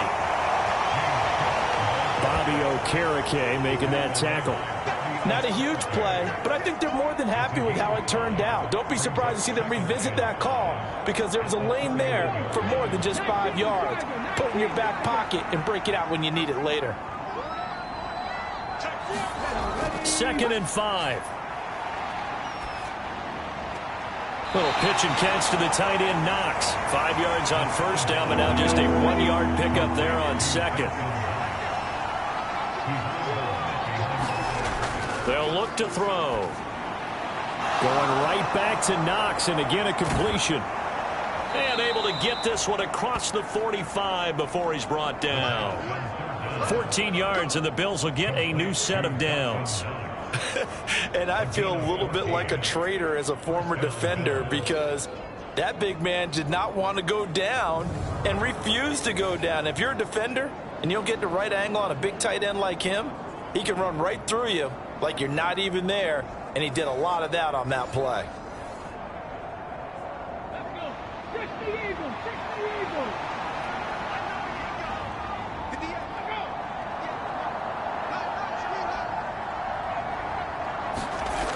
On first down, he'll drop to throw. And Davis with it left side. And he's got this down to the 35. He was held without a catch in the first half, but he's got one here, and he also picks up a first down. And while we may be looking at the scoreboard, this offense certainly is not because they're showing no signs of backing down, even with a 3-score lead here in the third quarter. I think they keep taking their shots. They've seen blown leads happen throughout this league. They don't want to fall victim to it themselves. So the drive takes them into Giants territory now, 1st and 10 at the 35-yard line.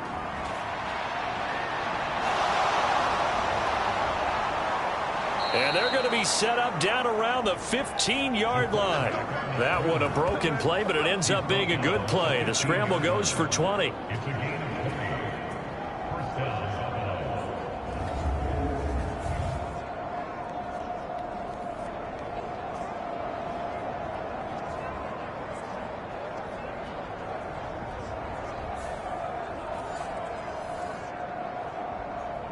Line of scrimmage, the 15. It's 1st and 10.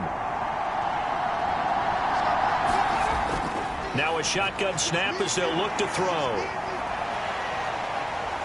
Oh, fighting off the defender. And he'll get it here to the 10-yard line. He'll get 5 out of the scramble. It's 2nd down. They're going to look to throw. And he will slide to a stop. He does have the first down. It's a gain of 8, and it'll wind up moving the chains. Well, he's proven real effective running the football. No one open, don't force it. Just get what you can, and that's what he's done very well in this game.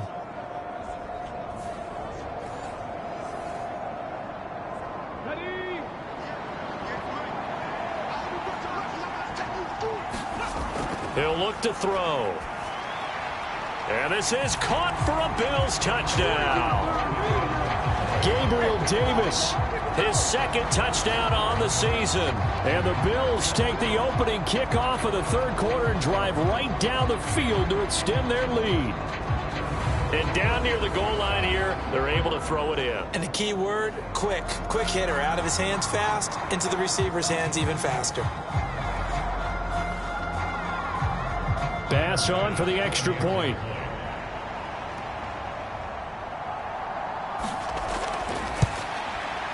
And the lead is now 24. So that drive takes him down the field in 8 plays. And it ends with a touchdown pass to Gabriel Davis. After the touchdown, Bass to kick it away.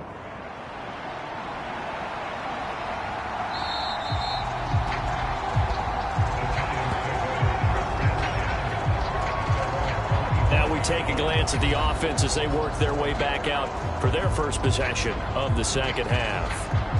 And their halftime hole now even deeper, and they need a big drive here just to answer the first touchdown of the second half scored against them.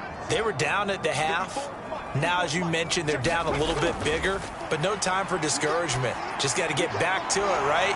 Put your shoulder against the boulder and start pushing and try and get back to where you were to start the half. That play going for 16 yards to start the drive, first down. And you start to think if it's going to happen for these guys, it's got to start with this drive. Down 3 scores, they need to start making some inroads. And that'll help the cause there as they pick up good yardage and a first down. One play has him up past the 40 already, and another 1st and 10. Richardson to throw off play action. And that's going to be caught by Peoples-Jones. And he's tackled a yard short of the marker. Good gain of 9 on first down. From the midfield stripe, they'll look to throw. And he bats it away, and it falls down incomplete. He's had trouble finding open receivers all game, CD, and that's because really there hasn't been many. This defense has been all over him. Yeah, they're one of the better defenses in the league, and every time I talk to someone around the NFL, they all say the exact same thing. They're so fundamentally sound, it's hard to execute against them. And he will have a Giants first down as they're able to convert, albeit not by much, on 3rd and a yard. Well, it wasn't a goal line situation, but how about the goal line formation on 3rd and short? They went in and went heavy. No surprise on who was going to get the football. How about the power exhibited there? Yeah, that was just put a hat on a hat, drive forward. Nice job to pick it up.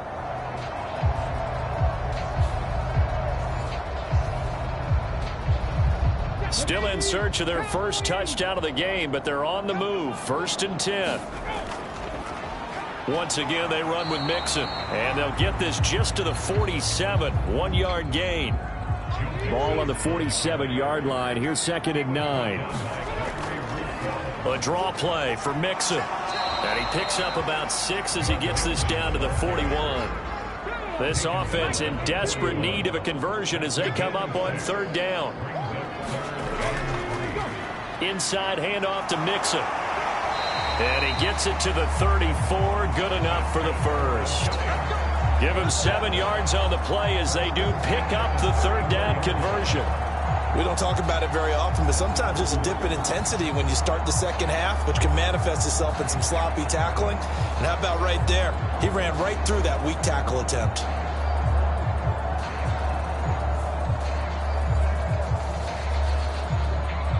From the 34 now, here's 1st and 10. Motion man left, Peoples-Jones. They'll get it forward to him on the touch pass.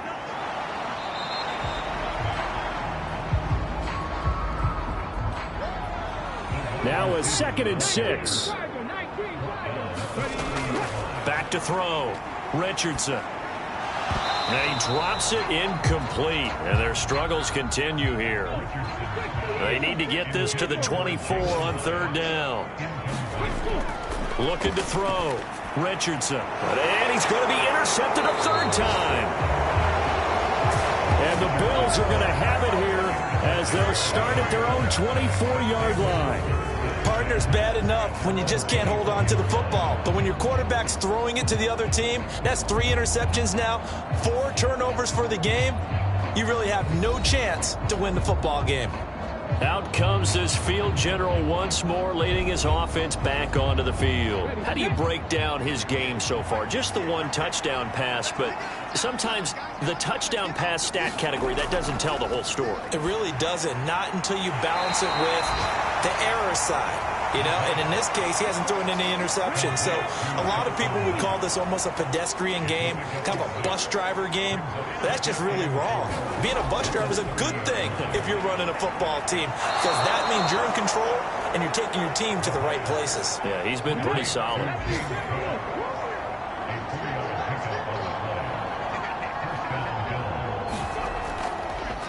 Now a play fake here on 1st down. And that is incomplete. He couldn't hold on through the contact. Brings up 2nd down. Oftentimes when you're losing a game and the team's still throwing with this kind of a lead, you start playing a little more physically. And they took that opportunity right there to be extremely physical and force that incompletion. And he will slide to a stop. He does have the 1st down. 15 yards that time, and a Buffalo first.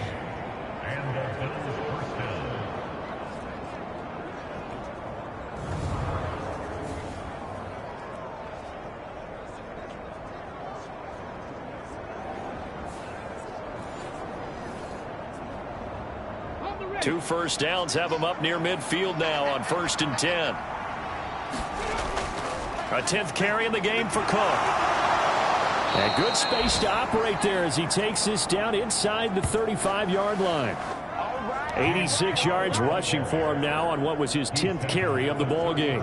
He's turning in a pretty impressive performance running the football, and a big reason why they have this nice lead. And in days gone by, we would clip this out and put it up on the refrigerator, wouldn't we? Clip out the box score. Nowadays, not too many newspapers out there. Maybe you screenshot it online. So 1st and 10, and if they score on this drive, might have to start digging in our second half blowout material. Back to throw here to Jefferson on the slant. And brought down, but not before they're inside the 25. Now Cook running right. And they'll get him down after a pickup of 8, 2nd and 2. And third quarter here, you've got the lead. This is where that strong run game can really benefit you. Stayed in bounds there, kept the clock going. I like all the points you just made there. And if you throw the football and it's incomplete, now you've stopped the clock and you've helped out the guys on the other side of the ball. So keep it in the hands of those runners. Keep moving it. Keep grinding the clock. Now on 1st down, he'll drop to throw it. And now they're inside the 10 as he's brought down at the 9.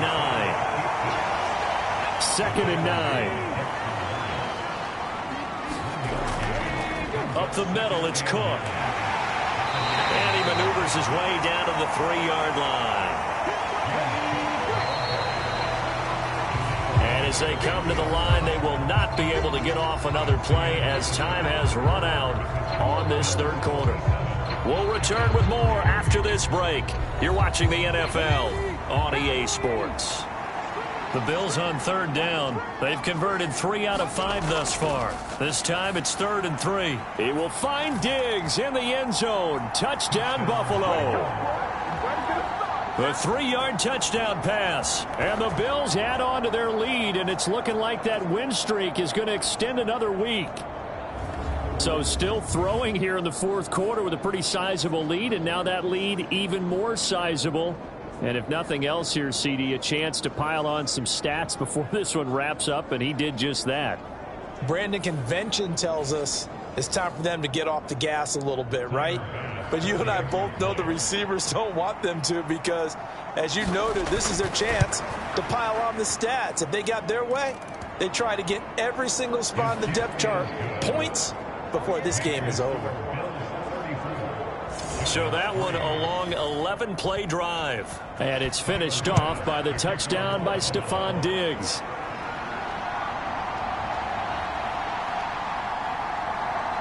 And he'll go down as this drive will start at the 25-yard line. The New York set to take the field. Facing a big 4th quarter deficit here, things not looking good. You know, this offense, though, they've been in the top half of the NFL so far this season, but in this one, well, their defense has really struggled. Trying to shake off the interception from the last drive. He'll look to throw. That's complete to Peoples-Jones. And they work this well upfield across the 45. 23 yards, the final tally. Well, this game was decided a while ago, and that completion there is going to artificially inflate his passing numbers. So right now, the only one really applauding probably his agent as he thinks about angling for a new contract. So one play, and they're already just shy of midfield.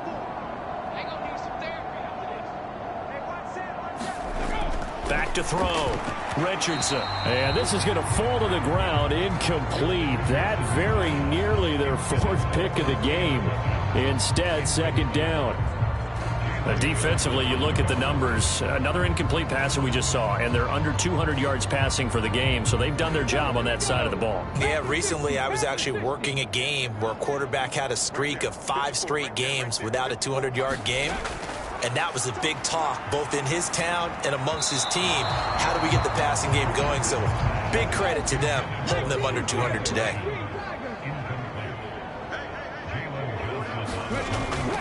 On On third down, Mixon. And he gets this to the 48, but no further. Well short of the line to gain. Just a yard on the run there. That's going to bring us to a fourth down. As much as I praise teams for being true to who they are, in this situation, I wonder if maybe they outguessed themselves a little bit.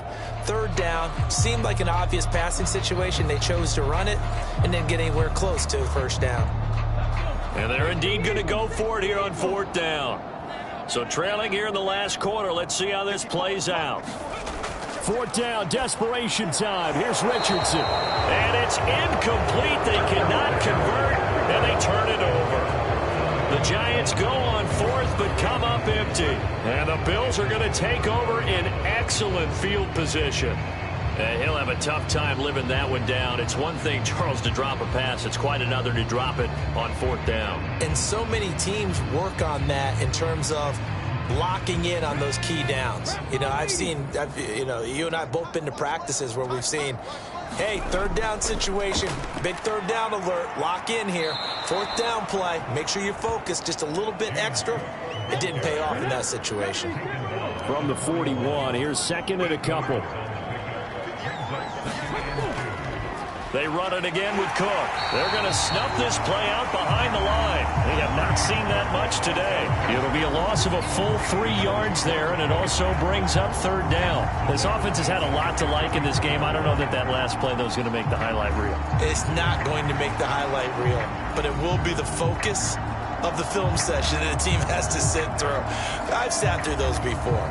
Never any fun. You're always excited about your good plays. And they actually fast forward through those. All right, that was good. All right, great. They get to the bad ones and really illuminate them. Not cool. And he's going to be stopped here at the 43, and that is not near enough to pick up the first. Only a yard on the pickup there, and it's going to leave him with a fourth down. Absolutely love the effort there. The ability to flow from his inside spot and stop that one at the line of scrimmage. Nice linebacker play.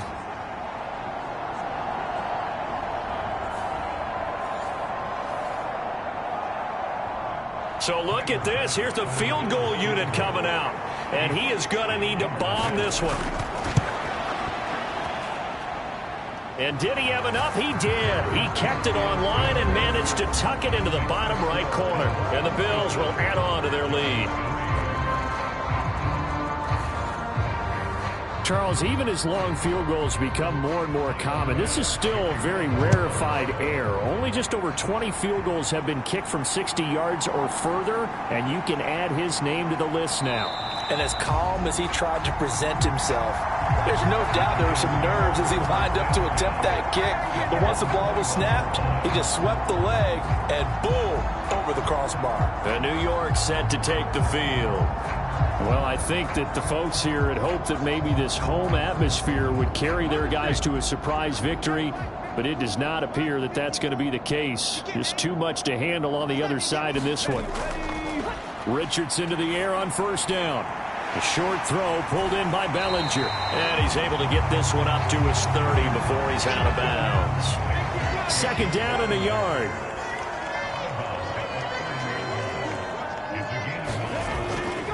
This is Mixon on the draw. And he'll get it up near the 35, right at the 34 here. From the 34 now, here's first and 10.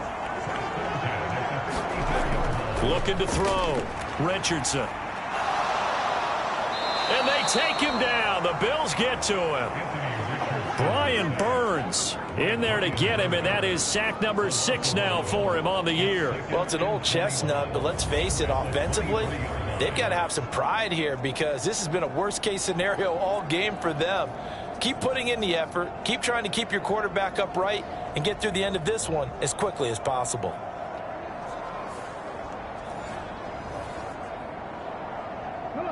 Well, they're in some hot water now. After that sack, it's 2nd and 21. Richardson off the play fake. Hyatt has got it. A nice pickup there, 19 yards. And they're set up better for third.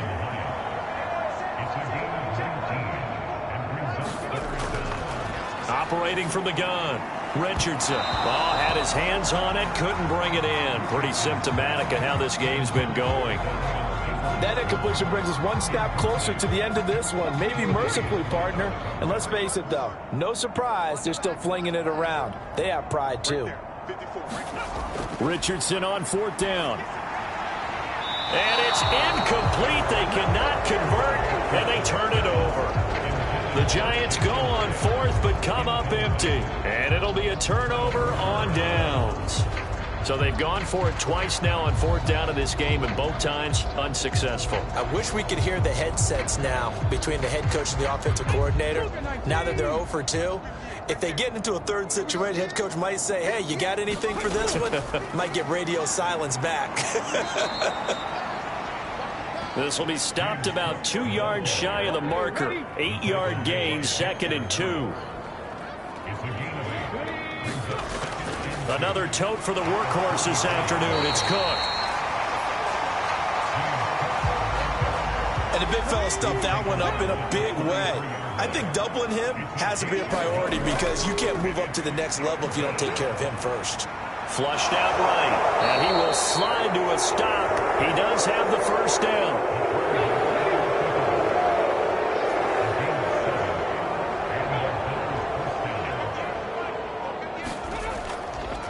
Cook up the gut, and he'll manage to pick up about 4. It's 2nd down.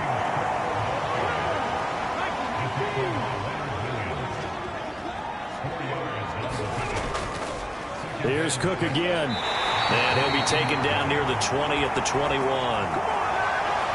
Only a yard on the pickup there, and it'll bring up a 3rd down. Well, that's not a run that's going to make any of the highlight tapes, but they've been moving it well all game on the ground. This is another one that keeps them moving forward. They'll drop to throw. And the throw there going to be incomplete. So on 4th down, out is Tyler Bass in the Buffalo field goal unit. On the left hash mark, this a 38-yard attempt. The kick by Bass is good. And the Bills will add on to their lead.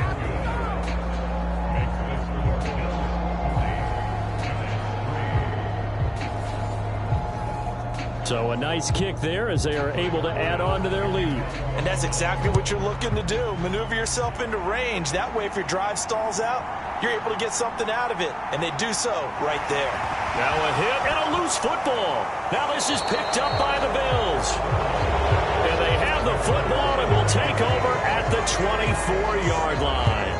And careless with a football there on the kick return. And one thing I love about going to practices is trying to get around coaches and hear their catchphrases and what they really emphasize. We haven't been to a single one yet this year where a guy fielding a kick, you don't hear, tuck it away, tuck it away, tuck it away. And this time, they turned it over. Ball security eluded him. And now before the ball changes hands, they're going to take a look at this just to make sure that they have it right.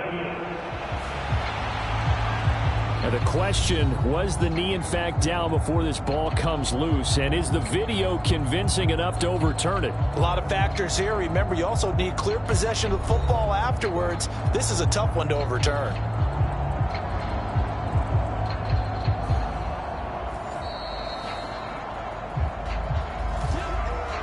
So that one overturned. They say the knee was down, and that will not be ruled a fumble. The Giants offense at the line, ready to begin their next drive. Richardson's throw into the hands of Peoples-Jones. And they get him down, but not before he takes it across the 40-yard line. This drive starting off on the right foot, 18 yards. Now, 4th quarter, certainly not enough time for a comeback, but nice to see them making use of the time remaining to try and make this one a little more respectable. Yeah, I think the ultimate goal, good execution, be crisp, be sharp, and find a way to put some points on the board to make this thing look just a little bit better. And they'll get this well past midfield before being stopped just before the 35. It's another first down on what will be a gain of 21 yards. Not only have they completed a couple on this drive, but they peeled off some pretty good chunks of yardage, too. Absolutely. Great start. 2 nice plays in the pass game. Now can they continue to feed off that? Back-to-back good plays have them on the move on first down. Richardson looking to throw this. Quick hitter here. It's complete. They'll be brought down on the 30-yard line after a gain of 6. when you see zone defense and you know you've got a drag route on as your primary call, you got to be really careful as a passer about how far you let your guy go because he might wander into some tough coverage. Now the ball on the 30. Here's 2nd and 4.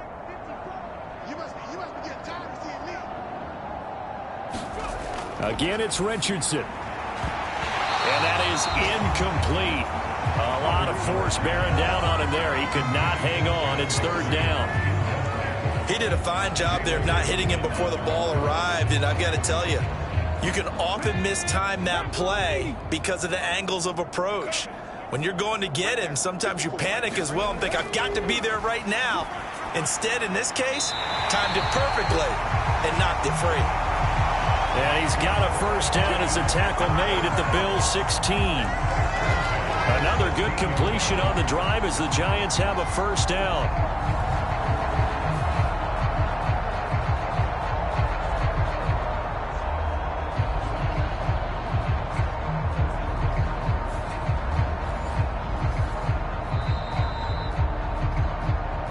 Just 2 minutes remaining here in the 4th quarter of what has been a one-sided affair. So it's Giants football here as we welcome you back. So the ball down to the 16 here for 1st and 10. And Richardson yet again. Looking middle, and it's incomplete. This has obviously been a bad loss, but one of the few things they can still do is try and throw the ball all the way to the end zone and get some points on the board so they're not shut out over the final 2 quarters of this game.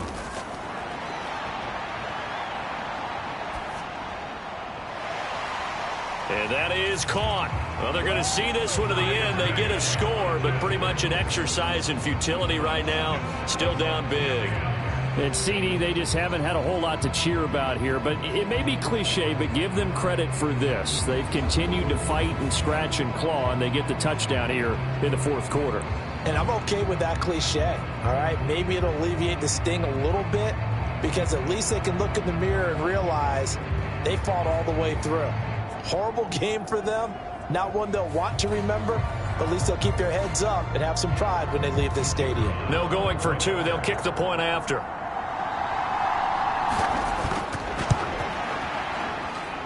And they make the score a little bit more respectable here in our final quarter of play. So this drive spans 7 plays, and it was finished off by a touchdown by the New York Giants.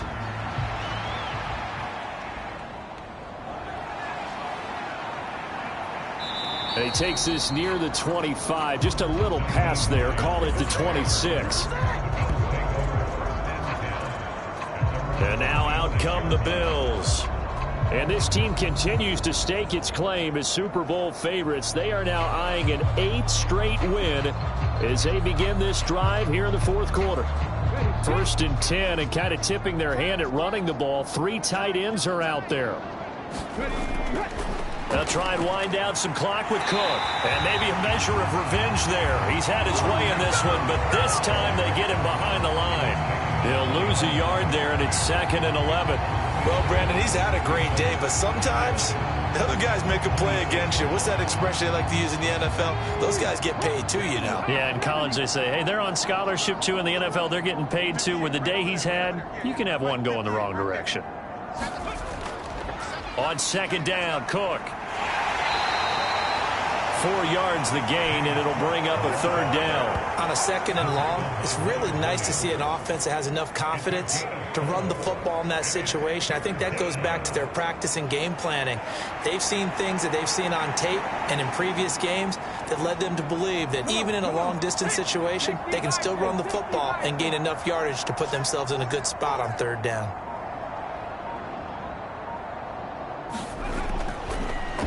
They'll run with a former member of the Crimson Tide, Damian Harris. And he's going to have a Bills 1st down as he's got this up to the 40-yard line.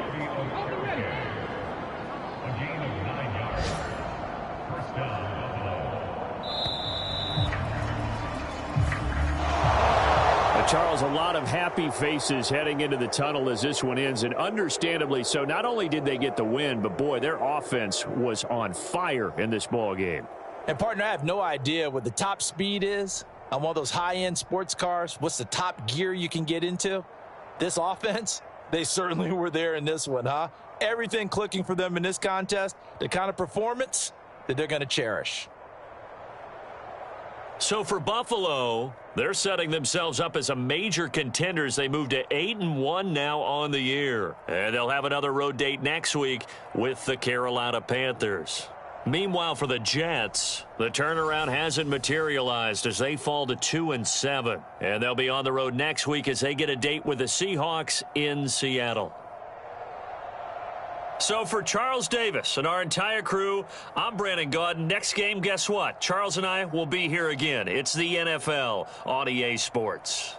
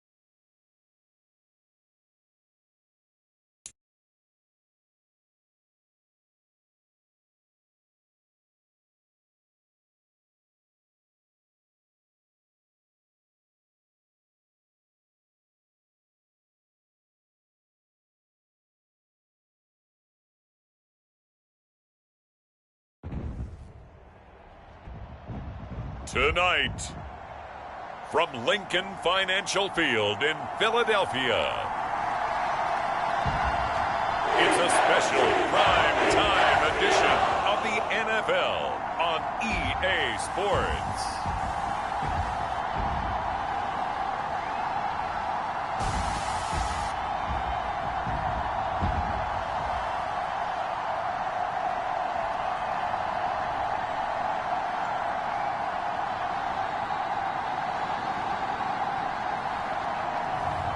Jalen Hurts and the Philadelphia Eagles taking on Lamar Jackson and the Chicago Bears. The city of Philadelphia is one of rich history and passion, and you can always count on the latter when you step inside Lincoln Financial Field. Tonight, we've got a great Sunday night matchup on tap, as it'll be the Chicago Bears taking on the Philadelphia Eagles.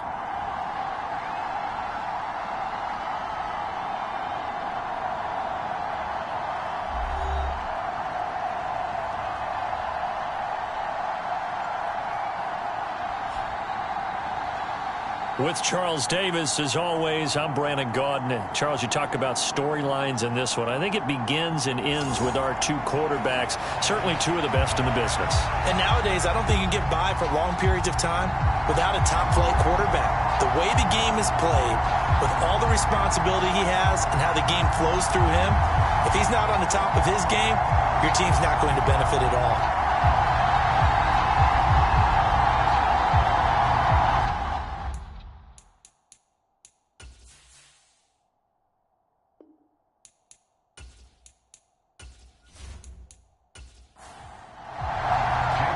The shadow's starting to get a bit longer. Week 10 of the NFL season is here, and we're underway on EA Sports. Taking it about the 1. And he'll get it up across the 20 to the 21-yard line.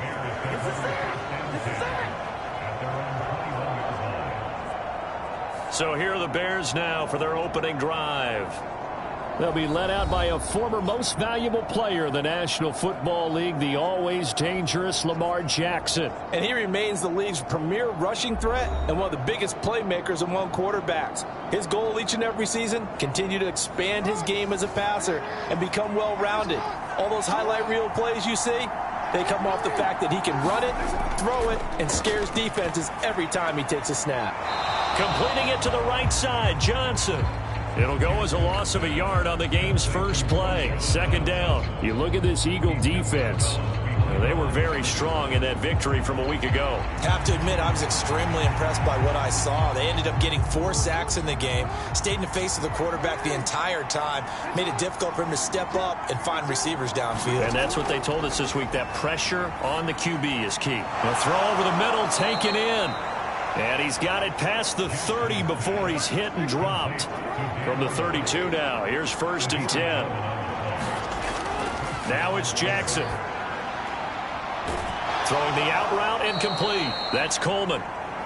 That'll go for a gain of 7, and it'll be 2nd down. Here's Jackson. This to Arnold on the short pass. 7 yards there and a 1st down.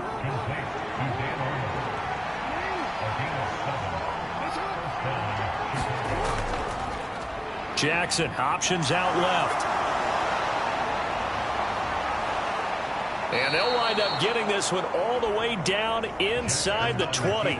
It's a gain of 35. And this, I mean, it's certainly something to watch out for. He is not afraid to call his own number on plays like that. And here he takes it for good yardage. And we know this defense prepared all week for this, but sometimes when you see it in person, it's a whole different ball game. And all that preparation, it goes right out the window. So the big play means just like that, they'll operate from the red zone now on 1st down. They'll run for the first time with Johnson. This carry with the extra effort is going to get him stopped up just shy of the 10. A solid run on first down. Gain of 7 leaves them with a 2nd and 3. The impressive opening drive continues and just space being created by those guys up front. We're seeing this the same way, aren't we? We are seeing an offensive line, as this game gets started, as it starts to unfold, that they are dominating the line of scrimmage. Here's Johnson again on 2nd down. And he'll do a nice job here just to fight his way back to the line of scrimmage. He got maybe a half yard at most, but officially they'll be left with a 3rd and 2. They're trying to keep the drive going. This will be play number 8. It's 3rd and 2. And now some motion before the snap. And this will be our first penalty of the night's proceedings. That was a 3rd and somewhat manageable, now not so manageable. Exactly, because you had a play call on that you felt like, hey, this could go quick, and it doesn't take much to get it done. Now, you got to start thinking about a little bit of a deeper route type of a call, especially if you... Touchdown! A great play there. His 3rd touchdown now on the year. And the Bears put the night's first points on the board as they take the early lead. On that 3rd down call, the goal was to get the ball to their tight end and pick up a first down, but he wasn't satisfied with just that. They got the first down. That was the gravy. He decided to take in the whole meal and rumbled in for a touchdown.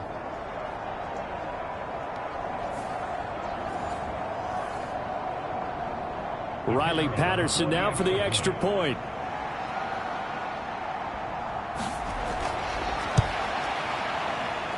And he's got it to make it 7-0 in favor of the Bears. So that drive in total 8 plays. And the end result is a Bears touchdown.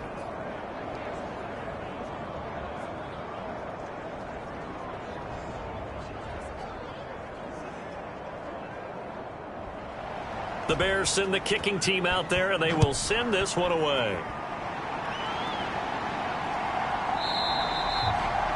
And there will not be a return here. It's a touchback, and it'll come out to the 25-yard line. Philly's offense getting ready, and Jalen Hurts ready to lead them. The 2nd-round pick who started his career at Alabama, then finished with an electric senior season at Oklahoma. That was a solid performance last week, wasn't it? 2 touchdowns, no interceptions, ran the team well, won the ball game. Bottom line, may not have been earth-shattering, but it didn't need to be. A fake on the jet sweep as they'll go play action with Hurts. He'll get this one complete. That's A.J. Brown. And they'll get it all the way up about 5 yards shy of midfield. Just like that, a pickup of 20 on their first play from scrimmage.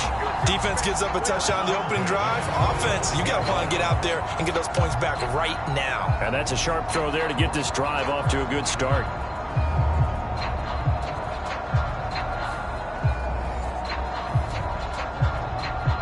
The big play to start him out has him at the 45 already. They go play action with Hurts. And he'll go down. The Bears get there for the sack. Bradley Chubb. The blitz works to perfection as he gets in there to dump him for a loss of 8. And this is what you've got to do against a quarterback like him. You've got to keep him in the pocket and not let him get to the perimeter, because once he gets outside, that's where he can really hurt you.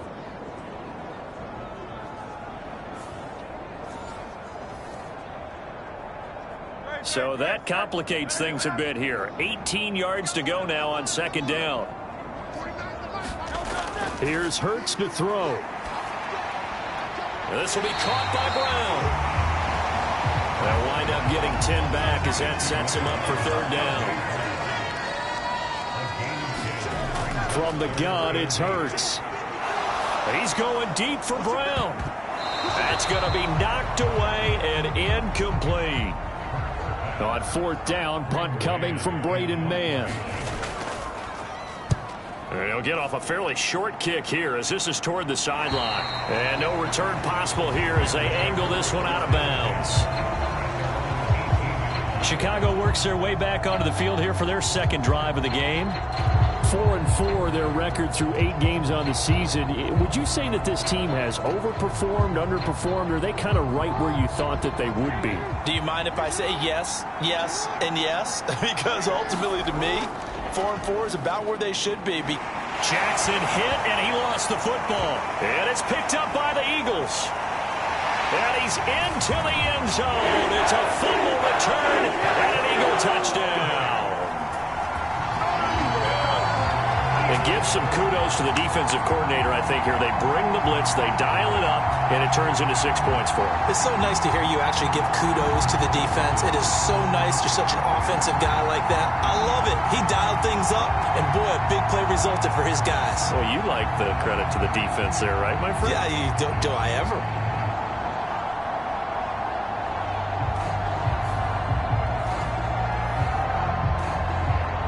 For the extra point, Jake Elliott.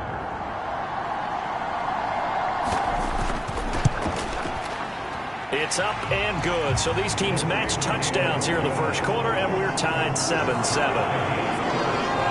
So not only the cough up, but then the pickup on the other side, the scoop, and the score the other way, the fumble return for a touchdown. So all even at 7 now as they kick it away.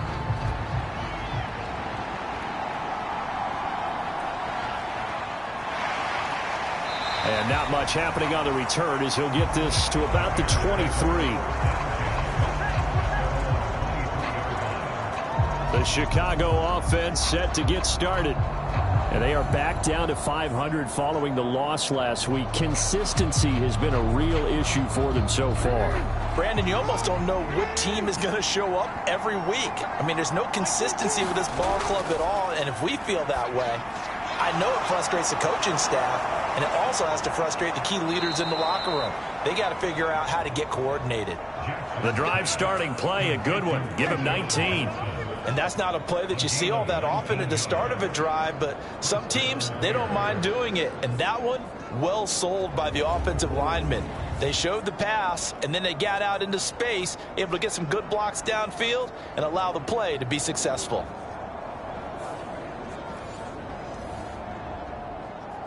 One play has him up past the 40 already, and another 1st and 10. Now Jackson taps his forward jet sweep. Oh, this one may need to go back to the drawing board. He's going to be swallowed up right away. From the 43, here's a 2nd down and 9. Jackson. Pressure comes, and down he goes. The Eagles get there for the sack. Hassan Reddick racking up sack number 12 for him on the year. So if we recount real quick, he had the touchdown earlier, and now he comes up with the sack here. No doubt about it, he's having himself a game.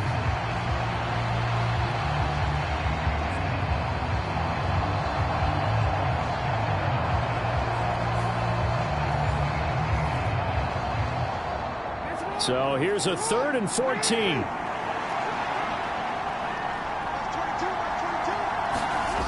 From the gun, Jackson. And it's a short one here, complete to the tight end. And he's going to be stopped here at the 43, and that is not near enough to pick up the first. The result, only 4 yards there on the play. And that's going to bring up a 4th down. Excellent job there defensively. Gave up the underneath to the tight end on 3rd down, and they made sure that they did their job. Got him on the ground and prevented him picking up a 1st down.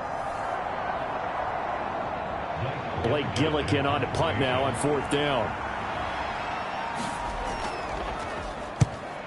He punted 3 times in the loss last week as he sends this one away. And a great job here. This is going to turn out to be a beauty. This is marked down at about the 3-yard line. That is how you flip field position. That's an absolute bomb of a punt. Downs it inside the 5-yard line. Absolutely ideal. From that position, you're hoping to get it down inside the 15, inside the 5. Superb.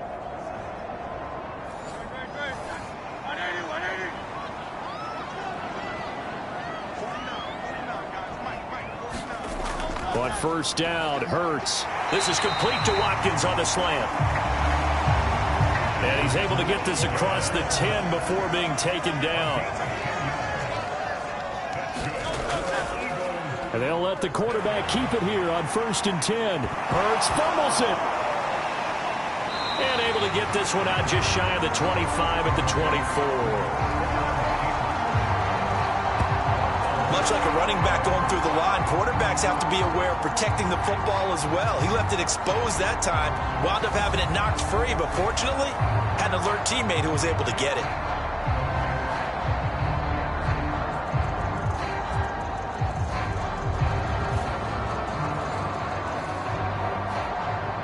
Back-to-back good plays have them on the move on 1st down. Hurts fires the quick slant. A.J. Brown's got it. And he's taken down, but able to slip across the 35. The numbers there for Brown from a week ago. 7 catches, 66 yards, and a touchdown. And he's able to pull that last pass in, but this is usually a pretty tough unit to try and maneuver against. They're in the top 10 in the league against the pass, and you and I both know there's not much difference between 1 and 10. And they will only muster a yard here to the 38. 38-yard line, 2nd and 9. Throwing from the gun, it's Hurts. Open man, that's Devontae Smith. They'll wind up getting 7 on the play, and that'll leave them with a 3rd and 2.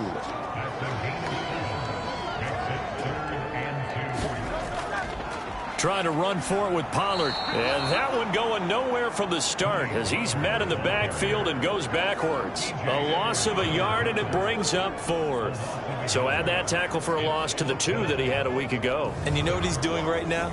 Smiling? Yeah, definitely doing that. But he's also patting his guys on the back, his defensive front, because they're keeping him clean, meaning no one's getting to him as a blocker. He's able to run to the football, and the plays he's making, he's spilling them in the offensive backfield. Here's Braden Mann now as he'll kick it away for the 2nd time.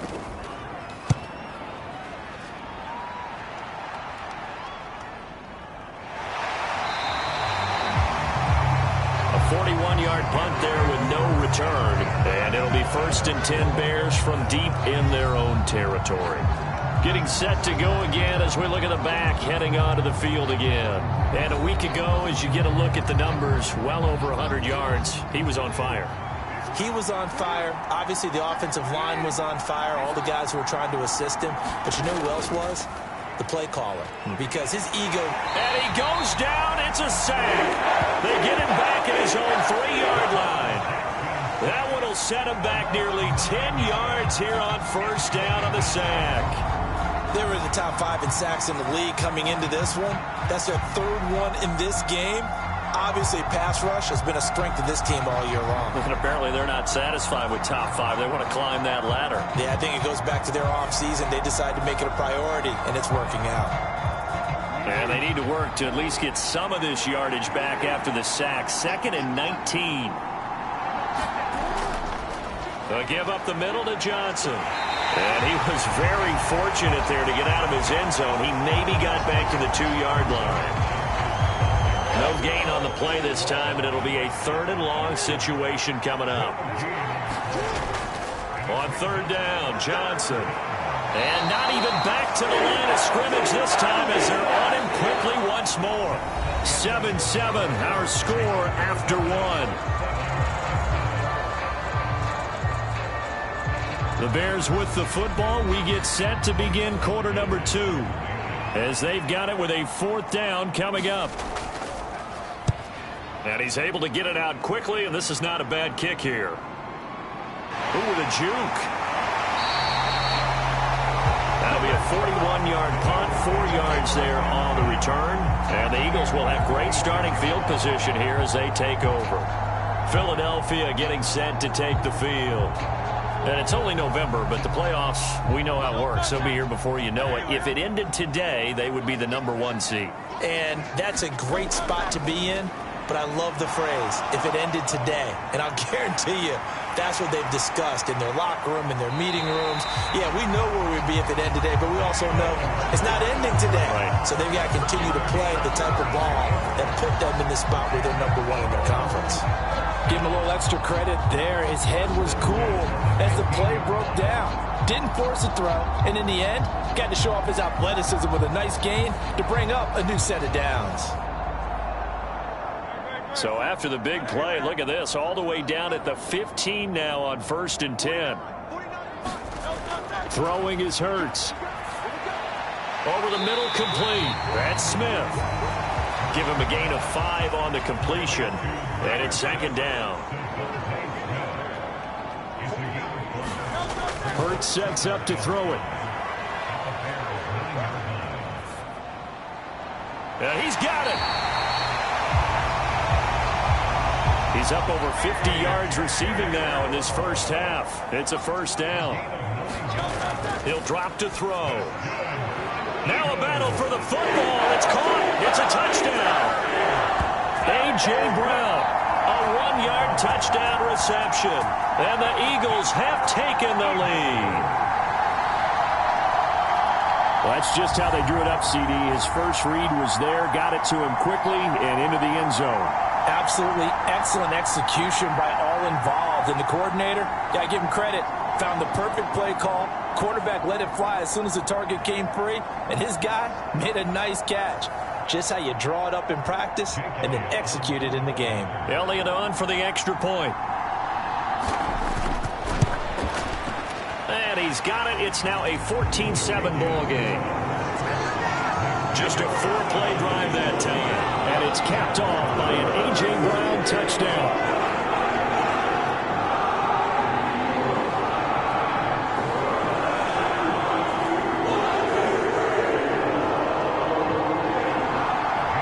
After the touchdown, here's Elliott on to kick it away. Scott on the return, out of the end zone. And they'll get him down right around the 25, actually the 26 officially, so a net gain of 1 there. Onto the field now come the Bears. And, Charles, if the season ended today, and it's not going to, we still have December left. More football. We're only in November. But they would be a wild card team. And that's great. They'd be in the playoffs, but you know they're trying to bump up to be one of those division leaders. That guarantees you at least one home game in the playoffs, and that's what you're really seeking. But there also isn't much margin for error for this team, right? Because right where they're sitting, a 2-game losing streak could have them out of the playoffs, so they've got to make sure they continue to keep the momentum going. Absolutely. There's some sharks smelling blood in the water behind them. Here's Johnson again on 2nd down. And he gets this to the 35. Good for a gain of 5. I really like the vision he displayed on that play because he saw there wasn't a lane to completely break off a huge gain. So he found where there was the most space and got what he could. A nice dirty run that's a positive play for the offense. And they'll try and run the option to pick it up. And it was the stiff arm there that freed him enough to get the first before he's tackled. They get 5 out of that one, and it moves the chains. Well, he is certainly dangerous when he spots a lane, and he keeps it himself there. Worked out well. And how about the moving parts on a play like this? You know you have to practice it over and over because it's almost like a ballet that has to be choreographed. But how about once he made the decision to go, he committed to it and went. Let's face it, most teams are going to defend the running back much more than the quarterback on that type of a play.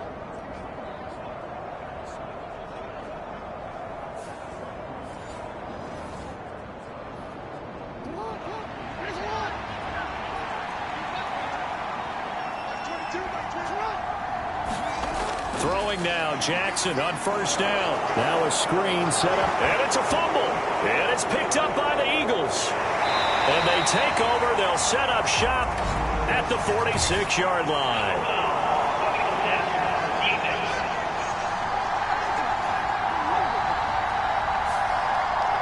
So now a fresh set of downs, 1st and 10 after roughing the passer.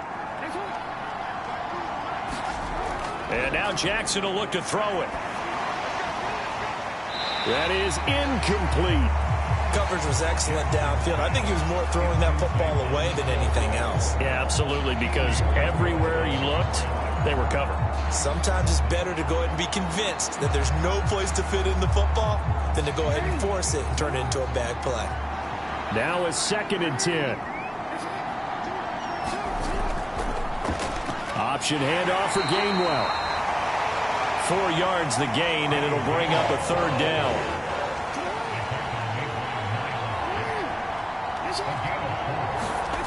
Now it's Jackson. That is caught. And he'll be taken down, but he does have first down yardage. Call it a gain of 7, and it gets him a new set of downs. I love it. He ran a hitch route on 3rd and 6, and normally that's not deep enough to get your first down. I'd say he really ran a hitch plus to make sure he got the first down yardage. Really intelligent route running. Yeah, because what do you say, hitches are normally 1 to 3? Yeah, somewhere in the neighborhood. You just kind of come off the line of scrimmage and kind of show yourself to the quarterback and say, hey, here I am, present it. He went in and took it far enough downfield to make sure that they had enough yardage to pick up the first down. Meanwhile, Jackson's throw into the hands of the receiver, Chenault. From the 29, here's the 2nd down and 4. Up the middle, Johnson. And he'll be brought down at the 21, just shy of the 20 in the red zone.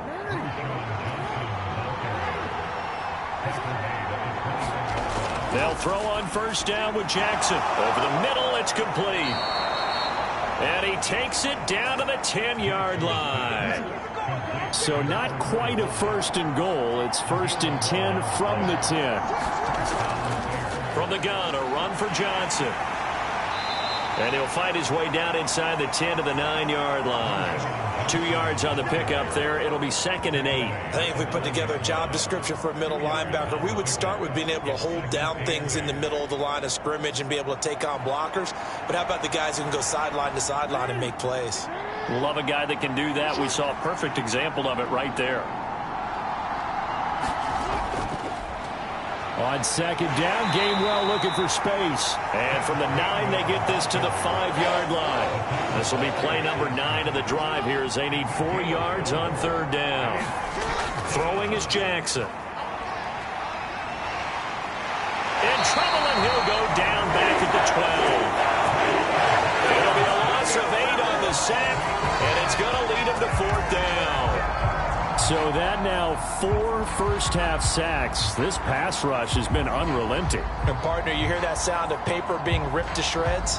That's the game plan that they've had so far because they've got to say to themselves right now, we have to do something differently.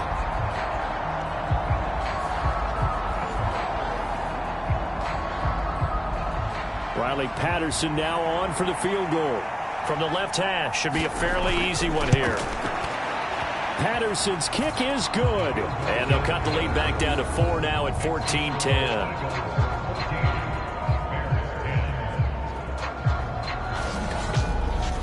Well, trailing here in the first half still, but maybe, Charles, that'll help them get some momentum back. First, the forced fumble, and then they're able to get a field goal out of it. And down in the game, they came out and created their own opportunity on one side of the ball and did get points out of it, as you mentioned. Complimentary football right there as they try and bring this one back to even. Eagles offense and A.J. Brown headed back out there. He's doing what he's capable of, having a solid game. Not the most amazing game. He's not over 100 yards, but a good game so far. And you just know that mentally he feels like he's one catch away from turning it into a great game and starting on that road. And the defenders are well aware of that, too. They've got to figure out a way to not let that escalate. Keep him right in this zone here and call it a day, because otherwise he can really decimate them. Better believe they are well aware of his playmaking ability. Although his reputation as a speedy runner precedes him, it's always fun to watch him work. It is eye-opening, isn't it? Because when you see him get the ball and just go, in addition to that speed, it helps out his blockers. They don't have to hold blocks for long because he's just going to speed right past them. First down, and it's Pollard again. And he fights forward for a modest 2-yard gain. 2nd down.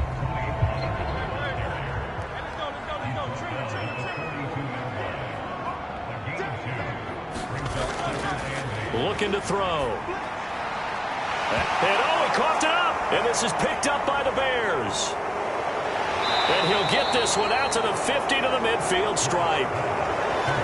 Always costly to cough up that football. These defenders, they become so adept, though, at jarring it free. Yeah, it's amazing that there aren't more fumbles caused, because now, if you're an offensive player, You go through ball security drills every single day. It's really not out of line to think that you should take the ball to bed with you and just hold on to it. But the bottom line is, no matter how much you try to protect it, these guys are pretty good at finding ways to knock it out. The first down carry here for Johnson. And they go backwards here, losing yardage back at the 48-yard line. 2 yards the loss, 2nd and 12. This defense is really flown around in the first half. They've gotten to the ball carrier before they can really get started. Offense going to have to come up with something else in order to try and get this running game going.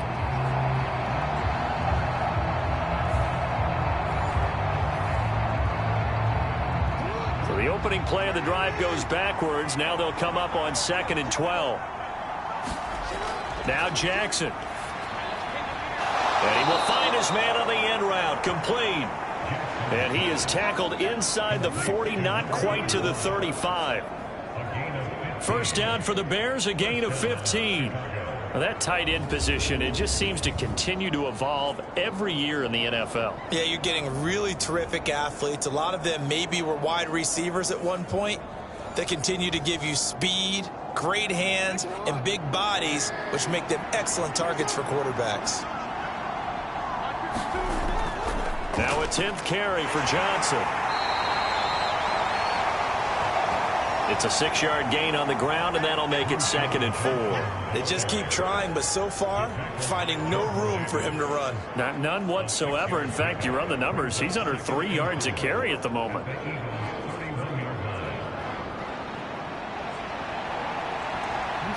From the 31, here's 2nd and 4.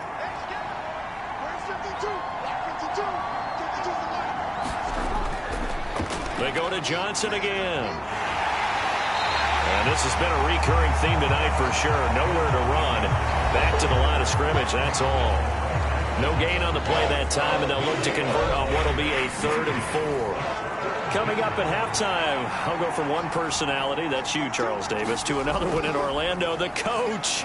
He'll have stats and scores from around the NFL. You and Jonathan Coachman both larger than life. No doubt about it. But you're stuck with me in this booth, yes, and he's miles away and smiling. And happy. Mark that down as a pickup of 13, and the Bears have the first.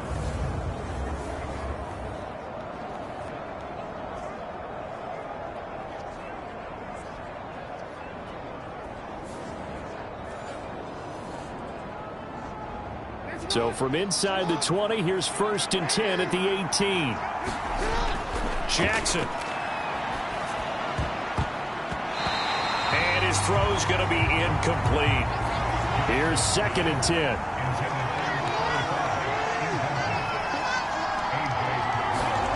To throw is Jackson. Looking end zone, but it's incomplete. They're putting together a drive here in the final minutes of the half, but the coverage has been tight all game long, and they certainly want to keep them off the scoreboard here.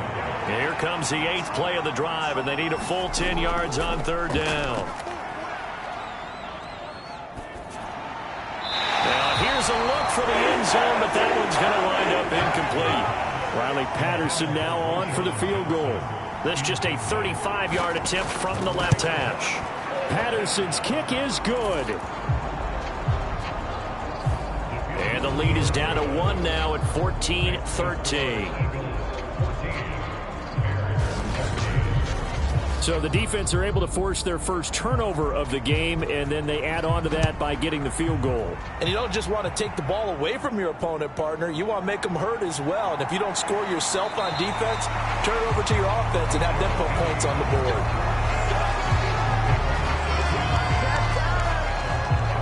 The Eagles coming out as they get ready. And now with still more than a minute to go in what's been a tight game, you figure we'll try to see them move the ball downfield. And remember, they get the kickoff to start the second half, so this is a golden opportunity for them to go down there and put up a couple of sixes back-to-back. What a momentum swing that would be. Yeah, you might be able to get a 2-for-1 without ever even giving up the football. They'll wind up getting just a yard, and that's going to bring up second down.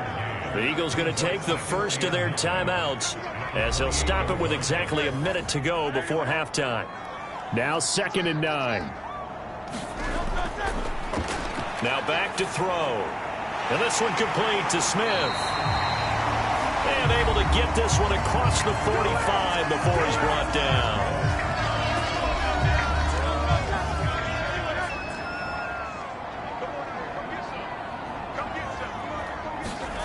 They'll throw on first down with Hurts. That is caught. It's the tight end Goddard. And they're able to work this to the 25 before it's all said and done. He got 29 yards that time. That catch, by the way, number 505 of his career. That ties him with a couple of other tight ends for the past, Frank Wycheck and Dallas Clark. And those guys are excellent players, but how about what we're seeing right now? 505 and rising. What a nice career he's put together. On 1st and 10, it's Hurts. He delivers another to Goddard, complete. And he's going to be taken down right at the 10-yard line. The Eagles will take their 3rd and final timeout as they stop it with 16 seconds to go in half number 1. So not quite a 1st and goal. It's 1st and 10 from the 10. They'll stick with the passing game as he looks to throw. Over the middle, he's got Watkins. Touchdown, Eagles! Quez Watkins as the first half is winding down. And the Eagles will extend their lead here just before halftime.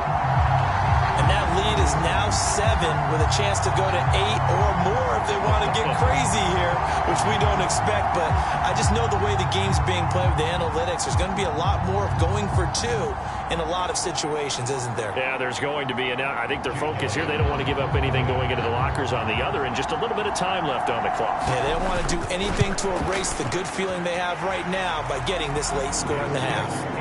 Elliott good on the extra point, and the lead is up to 8.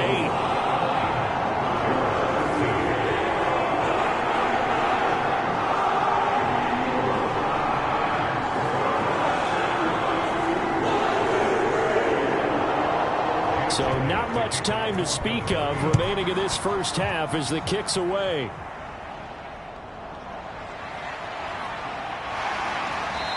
And able to get this across the 20, but not much further as he's dropped it to 23-yard line.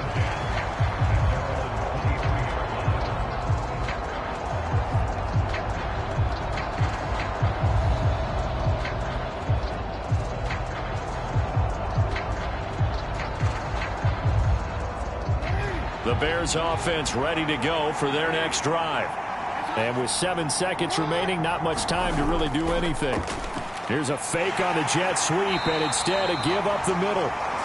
And he's going to lose yardage, not that it matters, as the final seconds tick away. So we've come to halftime here in Philly with the Eagles on top. As we'll get you down the coast to Orlando for Jonathan Coachman at our EA Sports Halftime Report. Coach! All right, Brandon, thanks very much. We'll get back to you and Charles in a minute. But first, time to give the folks at home a look at what's going on around the NFL. We'll get started out at Arrowhead Stadium in Kansas City, where it was the visiting Raiders who were able to come away with the road win. Joe Burrow, strong in the victory as it pushes his guys back above the 500 mark on the year. From there, we make the trip east as we head all the way to Jacksonville to check on the Jags. And they were victorious in that one over the visiting Indianapolis Colts. Justin Fields, excellent in the victory, as it's one that pushes his guys 2 games above 500. And lastly, Monday Night Football has a good one lined up between the New Orleans Saints and the Tampa Bay Bucks. We just watched a fine first half out of the mobile quarterback, that's Jalen Hurts. He came on after a slow start to fire 2 second-quarter touchdown passes and give his guys the lead at the intermission. Okay, Coach, appreciate it. A 1-touchdown game here as we get set to resume play in the second half. So the Eagles with the lead, and they're going to get this football first as the third quarter gets underway. And we will not see a return to start the half, as this will be a touchback. So here are the Eagles to take over. They're on a 3-game winning streak, and right now looking good in this one as well. Hurts and the Eagles come up here 1st and 10 at their own 25-yard line. And they'll run the option to start the drive. And Hurts fumbles it. And this is picked up by the, look at this, middle of the field, a breakaway. And he'll take this into the end zone. Now, hold on here. We do have a flag down. So let's see what this is about.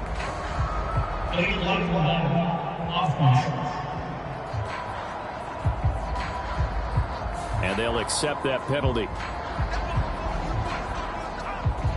So the special teams penalty cost some yardage there as they come out on 1st and 10. Now a handoff. Johnson. And just a couple yards there down to the 17. Here's a 2nd and 8. Jackson, options out left. Looking for a seam, but finding none. He'll get back to the line of scrimmage, and that's it. So they've been unable to capitalize on the great field position as of yet. Here's 3rd and 9. Here's Jackson to throw. Got his man complete over the middle. It's Arnold. And the Bears are going to have 1st and goal as they try to finish off this drive with 6 points. And in a lot of ways, that catch is expected. Red zone presence, and that one was realized there. You've got to find your tight end in that situation.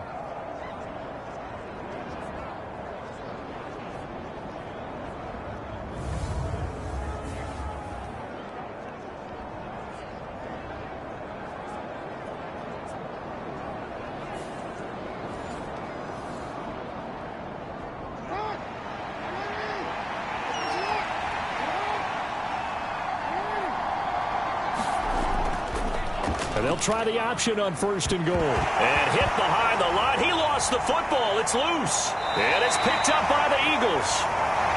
And a big turnover there as his guys will get the football back. I know one thing. The team that had the ball and was driving, they're going to feel horrible. But the team that was on defense, I think we got to give them a little bit of credit, able to hang in there and force a key turnover. In the red zone, though, had a chance to tie it and an opportunity missed. Philadelphia's offense ready to go again. A long drive last time out for this offense, Charles. If you remember, they started basically in the shadows of their own end zone, marched it down the field, and a lot of that was through the passing game. And, partner, as a former defensive back, I'm having almost a physical reaction watching what's happening right now. But let's give credit where it's due, because they've done an excellent job moving the ball through the air. Secondary getting picked apart pass by pass. Obviously, they need to make some adjustments there on the back end. And because offensively, we know that they're not going to be shy about throwing that football. One of the advantages of zone defense, as I remember it, is being able to see the play develop in front of you. One of the disadvantages, when they find those levels where they can hit you with it. Sometimes behind the corner and in front of the safety, it makes it tough to defend. Hurts throw here. And the ball is knocked out. And this is picked up by the Bears. And he's able to get it back to right around the 27. So turnovers, Charles, you figure will be key in the second half, and that's a big giveaway there. Yeah, and as you and I both know, coaches are always preaching ball security, and none more often than right here in the second half of a tight football game. Now you've got to believe what the coaches are saying and take care of that football.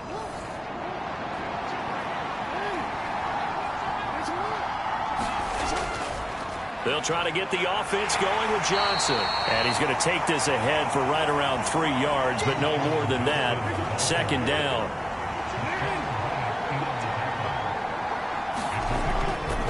Again, it's Johnson. What a great effort there. He's going to get this inside the 15, and they'll spot it at the 13-yard line. Nice run.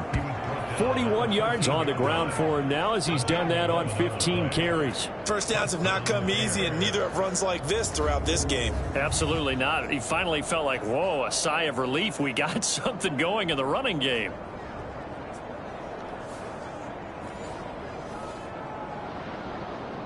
Now on the heels of that run by Johnson, here's another 1st and 10. They'll try and run this one right up the gut. And he'll be dropped at about the 11 after only a yard. They work now on 2nd and 9.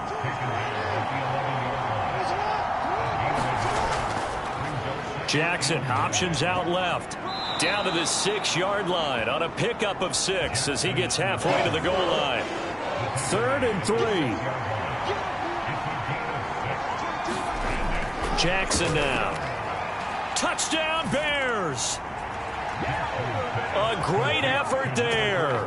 With his 2nd touchdown of the game, 4th of the year. And the Bears take advantage of the field position on the turnover to cash in for 6. I know Paul Revere talked about by land or by sea, right? You know, 1 by land, 2 by sea. He didn't mention air because right now we're seeing a big-time performance, aren't we? That's 2 touchdowns so far in this game. Where'd you pull that one from? And, you know, every now and then I actually listened in history class. And you're just a scholar all the way around. You're reading all the time. I like that you fit that into the broadcast. You know, I just grab a nugget when I can. They'll try and run for it with Johnson. And the second wave of tacklers is going to get him as they stop him behind the line. They made the decision to go for 2. They didn't get it. They remained down by 2 points. Should they have kicked it there? A 3rd quarter, I'm okay with it. Maybe 1st or 2nd, you don't. I don't know. What do you think? Yeah, again, I keep coming back to I don't like to chase a lot of points, but I also don't know what kicking an extra point being down 1 does for me.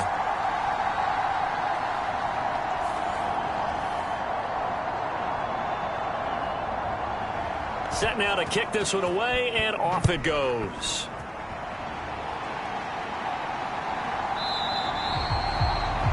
And he'll just take a seat, and the drive will begin at the 25-yard line. Here's the Philadelphia offensive unit now as they head out to take over possession. Last time out, they had the fumble. That led to the touchdown. Not a great look on either side of the ball as the defense gave up the points too, Charles. But they've got to take care of the football and do better here on this possession. It's certainly been a tough stretch, partner, for both of those units, and they kind of put their defensive mates in a really tough spot there by dropping the ball on the ground. But an easy way to make it up to them, get out there now and get some points on this drive. A nice play design there with the touch pass. Looked good at the start, but bottom line, the defense was ready. And they did a nice job scouting, didn't they? Not just scouting, but now executing once they saw the play for real after having worked on it all week in practice. They drilled on the play, then they drilled him. Call it a gain of 4 there, so it sets up a big play here. 3rd and a yard. On any running play that's called, they're always hoping that it's going to break big and go the distance. But when you get a nice gain like that, you're able to do so many things anyway. You can come back and run essentially the same play again, continue to move the ball on the ground, or you can decide to throw the ball now because usually you have the defense back on its heels. On 3rd and short, they'll try option left. And he's going to have the first down, yardage to the 35. And what a weapon to have when you can use your quarterback as a short yardage runner and pick up first downs.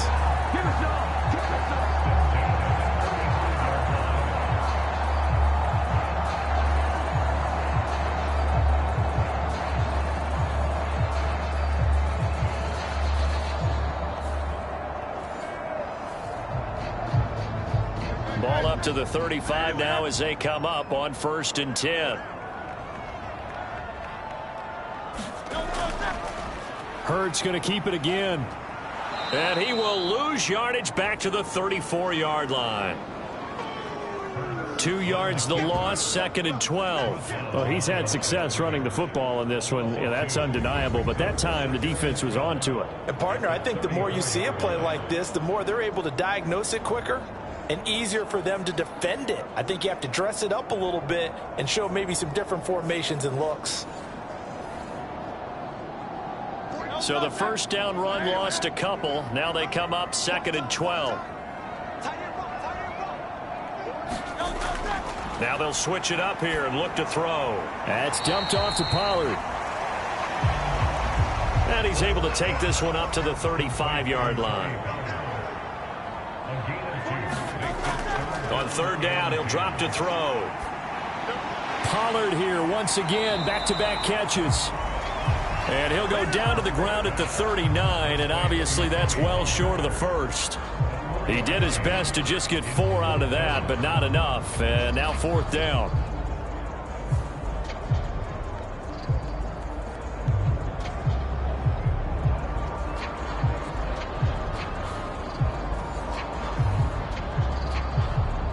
The Eagles send out their punter now as he'll come on to kick this one away.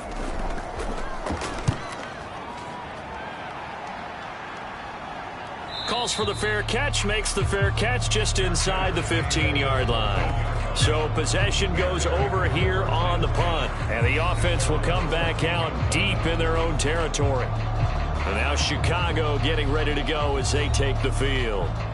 And they'll just simply be looking to build off the confidence of the last time out where they scored a touchdown. And confidence is powerful, isn't it? When you've scored once, you feel like you can go back out there and get it done again. Doesn't matter what the defense throws at them. They feel like they're in a groove right now, and they want to get out there and show it. Yeah, hoping to stay in that groove here this go-around. Inside 4 minutes to go, third quarter. From the gun, it's Jackson. The quick throw knocked away. It's incomplete. Now they face a 3rd down and 4 after that incompletion on 2nd down. The busy night continues for Johnson. And he's able to pick up the 1st down here before he goes down at the 26. 48 yards rushing for him now on 17 carries. On 3rd down, that's a good job of situational football and understanding where the 1st down marker was and getting there.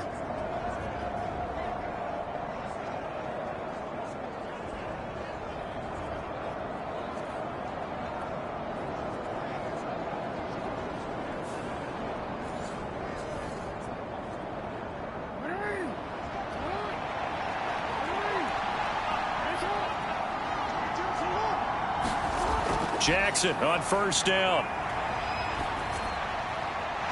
Throwing left side, it's complete. And they'll get it up just short of the 45 at the 44. 18 yards on that one, and Chicago has the 1st. Oh, that's a nice job of clearing space in the middle of the field for your tight end.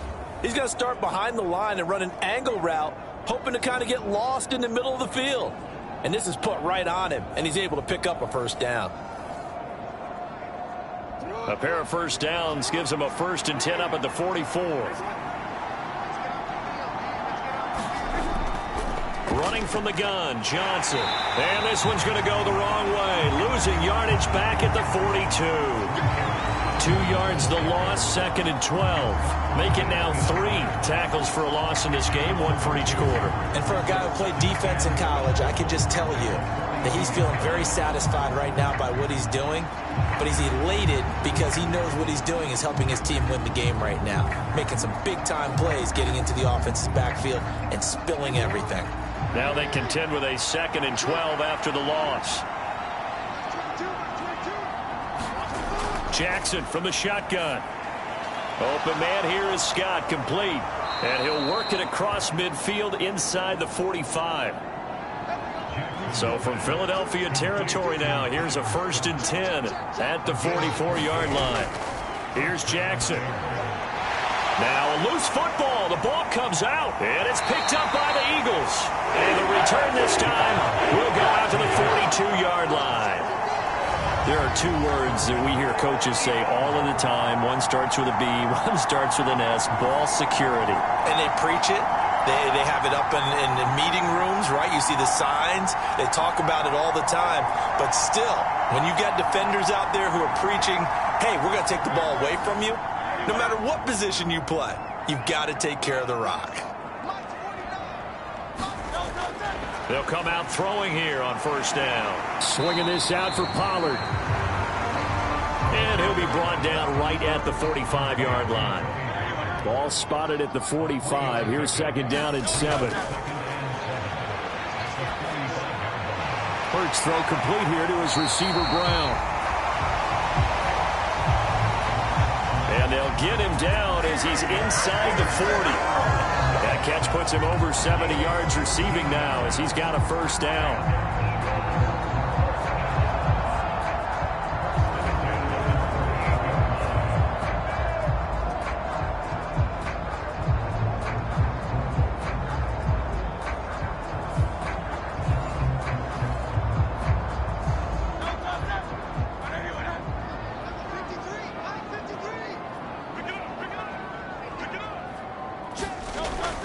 Option play. Here's Pollard. And he'll follow his blockers there all the way down to the 23-yard line. 15 more there, and they're on a roll. It's another first down. Sometimes it's hard to believe, but there are times this game is about patience, isn't it? Has had the game he expected, but that run there, that may get him going. I was just going to say, maybe that gives him a little juice, because you're right, he struggled, especially in that first half. Yeah, and I know the great ones always think to themselves, just hang in there. I'm just one big carry away from busting this open. That's a good start for him.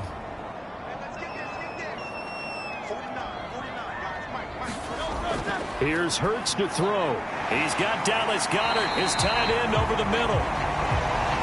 And he's going to get a solid gain of 9 before being brought down. Second and right at a yard. And welcome back. We are in the city of brotherly love, Philadelphia. It's been a good one so far. Just a 2-point game here as we get set for quarter number 4. On second down, it's Pollard. And now they're inside the 10 as he's brought down at the 9. So first and goal, 6 points here would go a long way toward wrapping this one up. He'll look to throw. And it's caught. And he's able to get it down to the 2-yard line. A gain of 7 that time. Second goal. He's already proven to be a factor in the running game on this drive. Now he gets involved in the passing game. I think what we're seeing here is the modern version of workhorse in the NFL, being able to run it and catch it with equal proficiency. If nothing else, they've already taken a couple minutes off the clock here already as they come up second down. Pollard. Call it a gain of a yard as they get a little bit closer here. It's third and goal.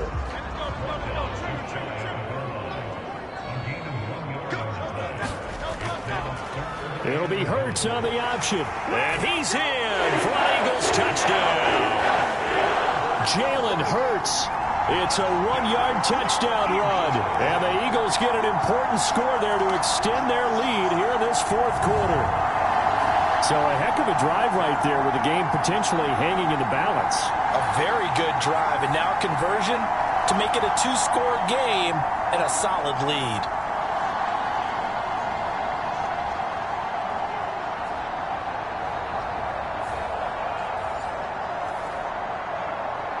Elliott now to add the extra point.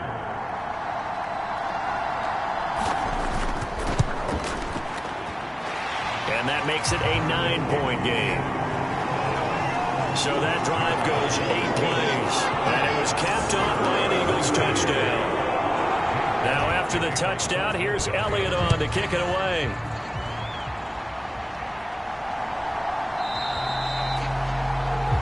And the drive will begin at the 25 as Scott is going to stay in the end zone. The Bears offense ready to get going again. And the script really is flipped for them. The momentum on the other sideline, and now they have to try and battle back from a 2-score deficit.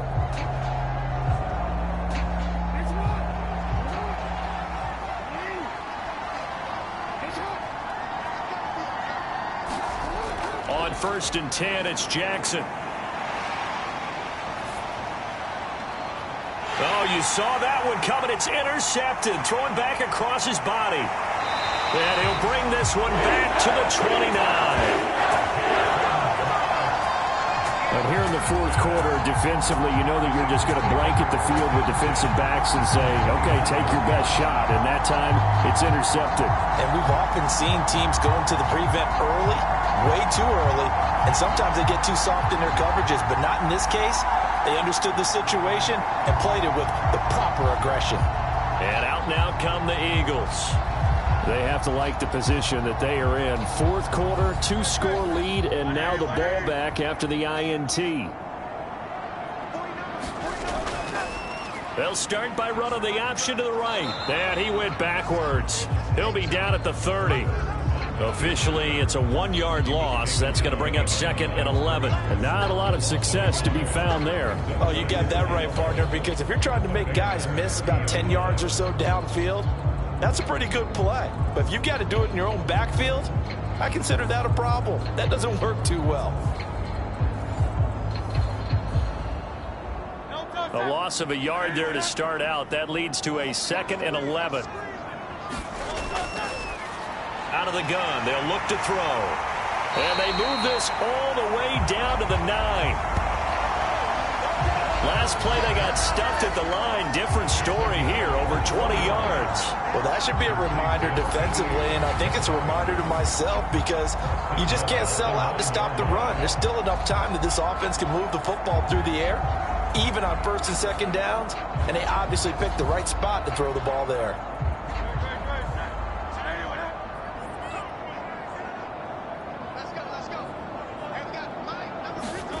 They're going to look to throw. And Goddard's got it. Touchdown, Eagles. A 9-yard touchdown there.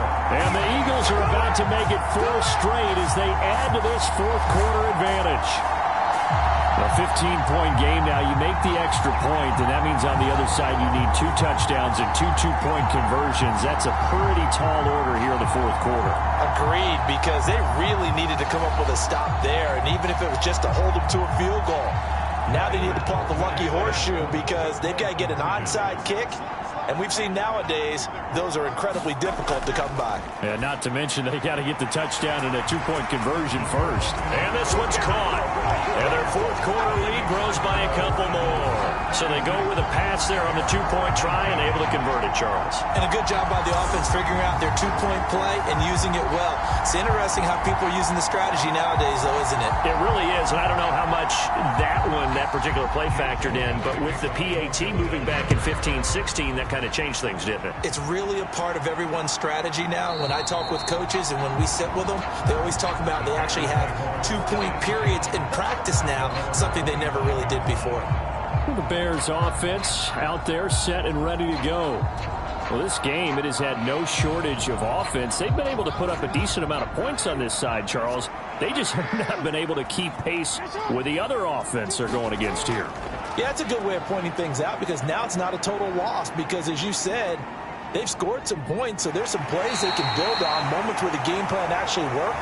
But overall, though, they were just out personnel. They were going up against a team that's playing at an elite level. Now it's Jackson.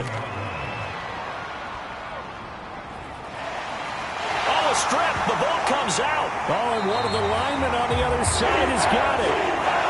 And they'll be at the 18-yard line. Great field position here in the red zone. All right, you've had to put up with me in this booth. I'm going to try and be simple this time and succinct. It simply has not been their night. No, I think that fumble's kind of indicative of how this whole evening's going, isn't it? Without a doubt. I mean, they've tried, but nothing has ever really taken throughout the game. That's why they're down so big. So from inside the 20, here's 1st and 10 at the 18. On the draw, it's Pollard. And he'll get him inside the 15 down to the 14-yard line. 2nd down and 6 now.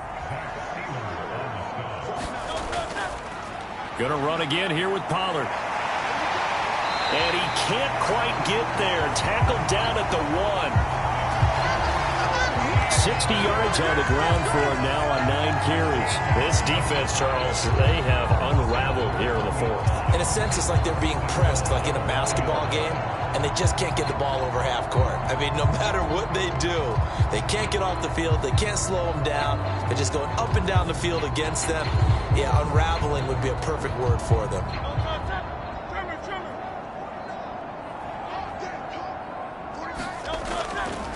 They'll run with Pollard. And he is into the end zone. Touchdown, Philadelphia. Tony Pollard, his 11th rushing touchdown on the year.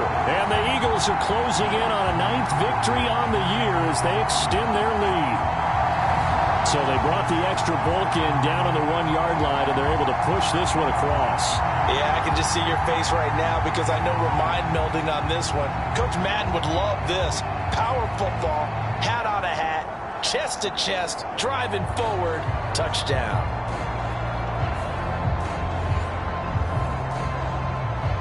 Elliott on for the extra point.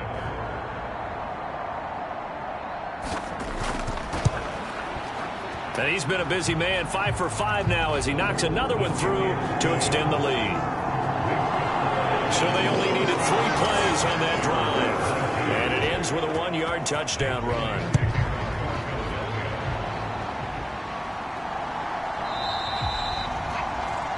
And the drive will begin at the 25 as Scott is going to stay in the end zone. The Bears offense now gets set to head back onto the field. They are looking to make a bit of a 180. They are sputtering right now. And frankly, I think it's time to call your playmakers together and say, all right, guys, we're going to lean on you through this patch. We need you to get us back on track and get us going in the right direction. So you're calling plays geared to them. Not necessarily what you look at your plays, oh, this hurts the defense. I want the ball in the hands of X, Y, and Z and see if we can move forward. So don't get too cute. Go to the playmakers. They'll operate from the 32-yard line here, 2nd and 3. Jackson. Screenplay. Johnson. They'll get 3 as the drive continues. It's a first down. Brandon, a lot of times you'll see running backs rotate in and out of the game, whether it's completed pass, a good run, it doesn't matter. Here, not only does he stay in, but they go right back to it, and he makes another nice play. Back-to-back catches. The throw over the middle, taken in. And he'll be taken down across the 50 at the 45 in enemy territory. Give him 19 there as the drive marches forward. You cannot write these guys off just yet, not with a quarterback like that under center. You mean it actually crossed your mind with him running the team that you could actually maybe write this game off? Not yet. Not a chance. Not with him. We've seen it too many times. So from Philadelphia territory now, here's a 1st and 10 at the 45-yard line. Back to throw again. Escaping the pressure right. And Jackson's so tough to stop. He's got a first down, and he gives himself up there at the end. A good pickup there, a 22. This is where the NFL is headed year by year, partner. A league where just about everyone has someone under center who can get you with their legs as well as their arm. And we've certainly had a nice display of that from both QBs in this game. And that continued with that first down run.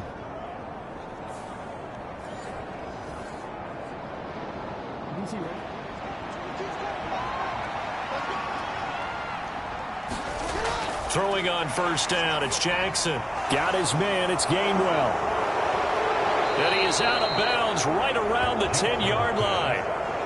Another good gain. That's now 35 yards combined on those last 2 plays.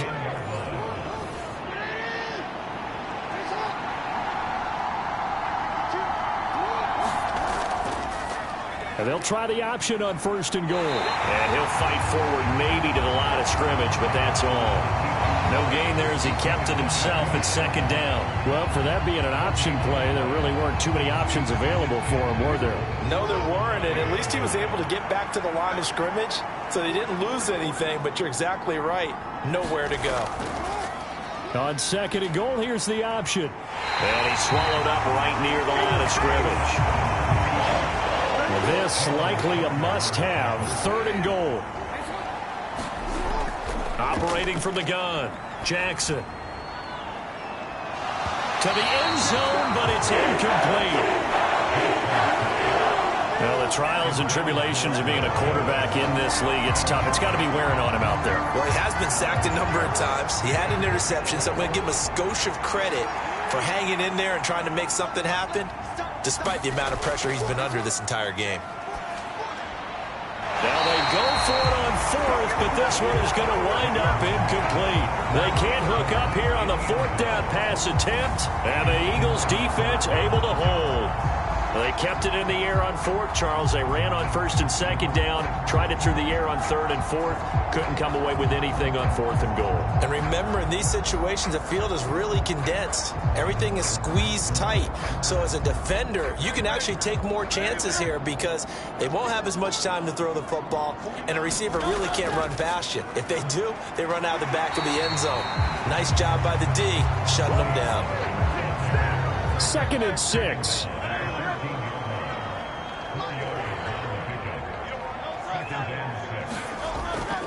Here's Pollard again. After a gain of 5, they'll wind up being about a length of the football short here on 3rd down.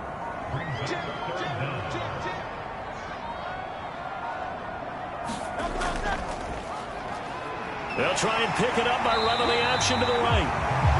And he is going to have an Eagles first down as he's able to get about 3 that time on 3rd and inches. How about that there? No frills, no additives, right? Nothing crazy. Just find a way to pick up the first down. A nice run right there.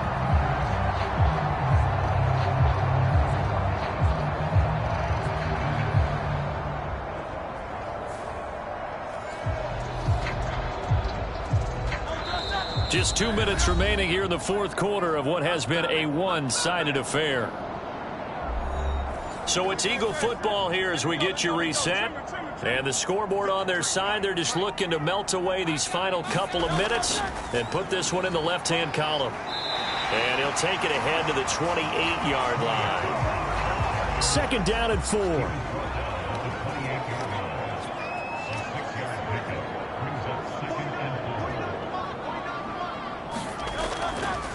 Pollard will take it up the gut. And this is going to be an Eagles first down as the tackle made at about the 38. Another example of this offense really having their way, Charles, and another big chunk play there on the ground. And when you look at the defense, they've got to do a much better job of wrapping up when they tackle. A lot of great opportunities continue to slip through their fingers, as do the runners. All runs on this drive so far. It's 1st and 10.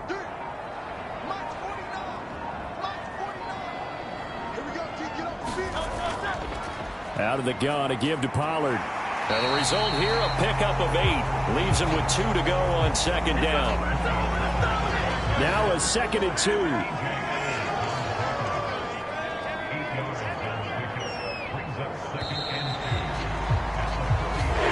So flying Eagles fly. It's a victory for Philadelphia. And when you break it down, this was just a thoroughly dominating performance. And I truly thought that we'd have a tight game coming into this one. I think you felt the same way based on our conversation after the production meeting. But obviously not the case. And how about just how it broke open? You just all of a sudden, whoosh, there it is. This thing is pretty much done. And the crowd stayed with it to celebrate because they're like, let's enjoy watching our team play this well. This is fun. So for the Eagles, the great run they've been on continues as they move to 9-1 now. And they will hit the road next week to take on the Kansas City Chiefs. Meanwhile, for the Bears, they are barely afloat as they fall to 4-5. And they'll get a chance to redeem themselves at home next week. That'll do it for us. I'm Brandon Gaudin alongside Charles Davis. Thanks to our entire crew as well. We'll talk to you next time. So long, everybody.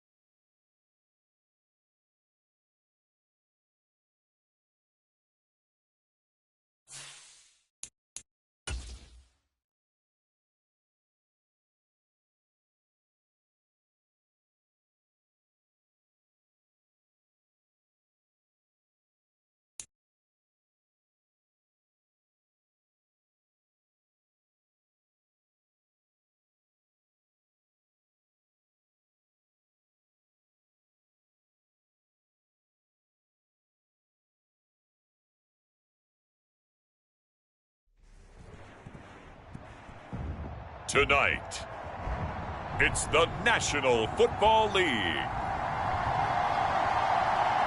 It's Thursday Night Football on EA Sports.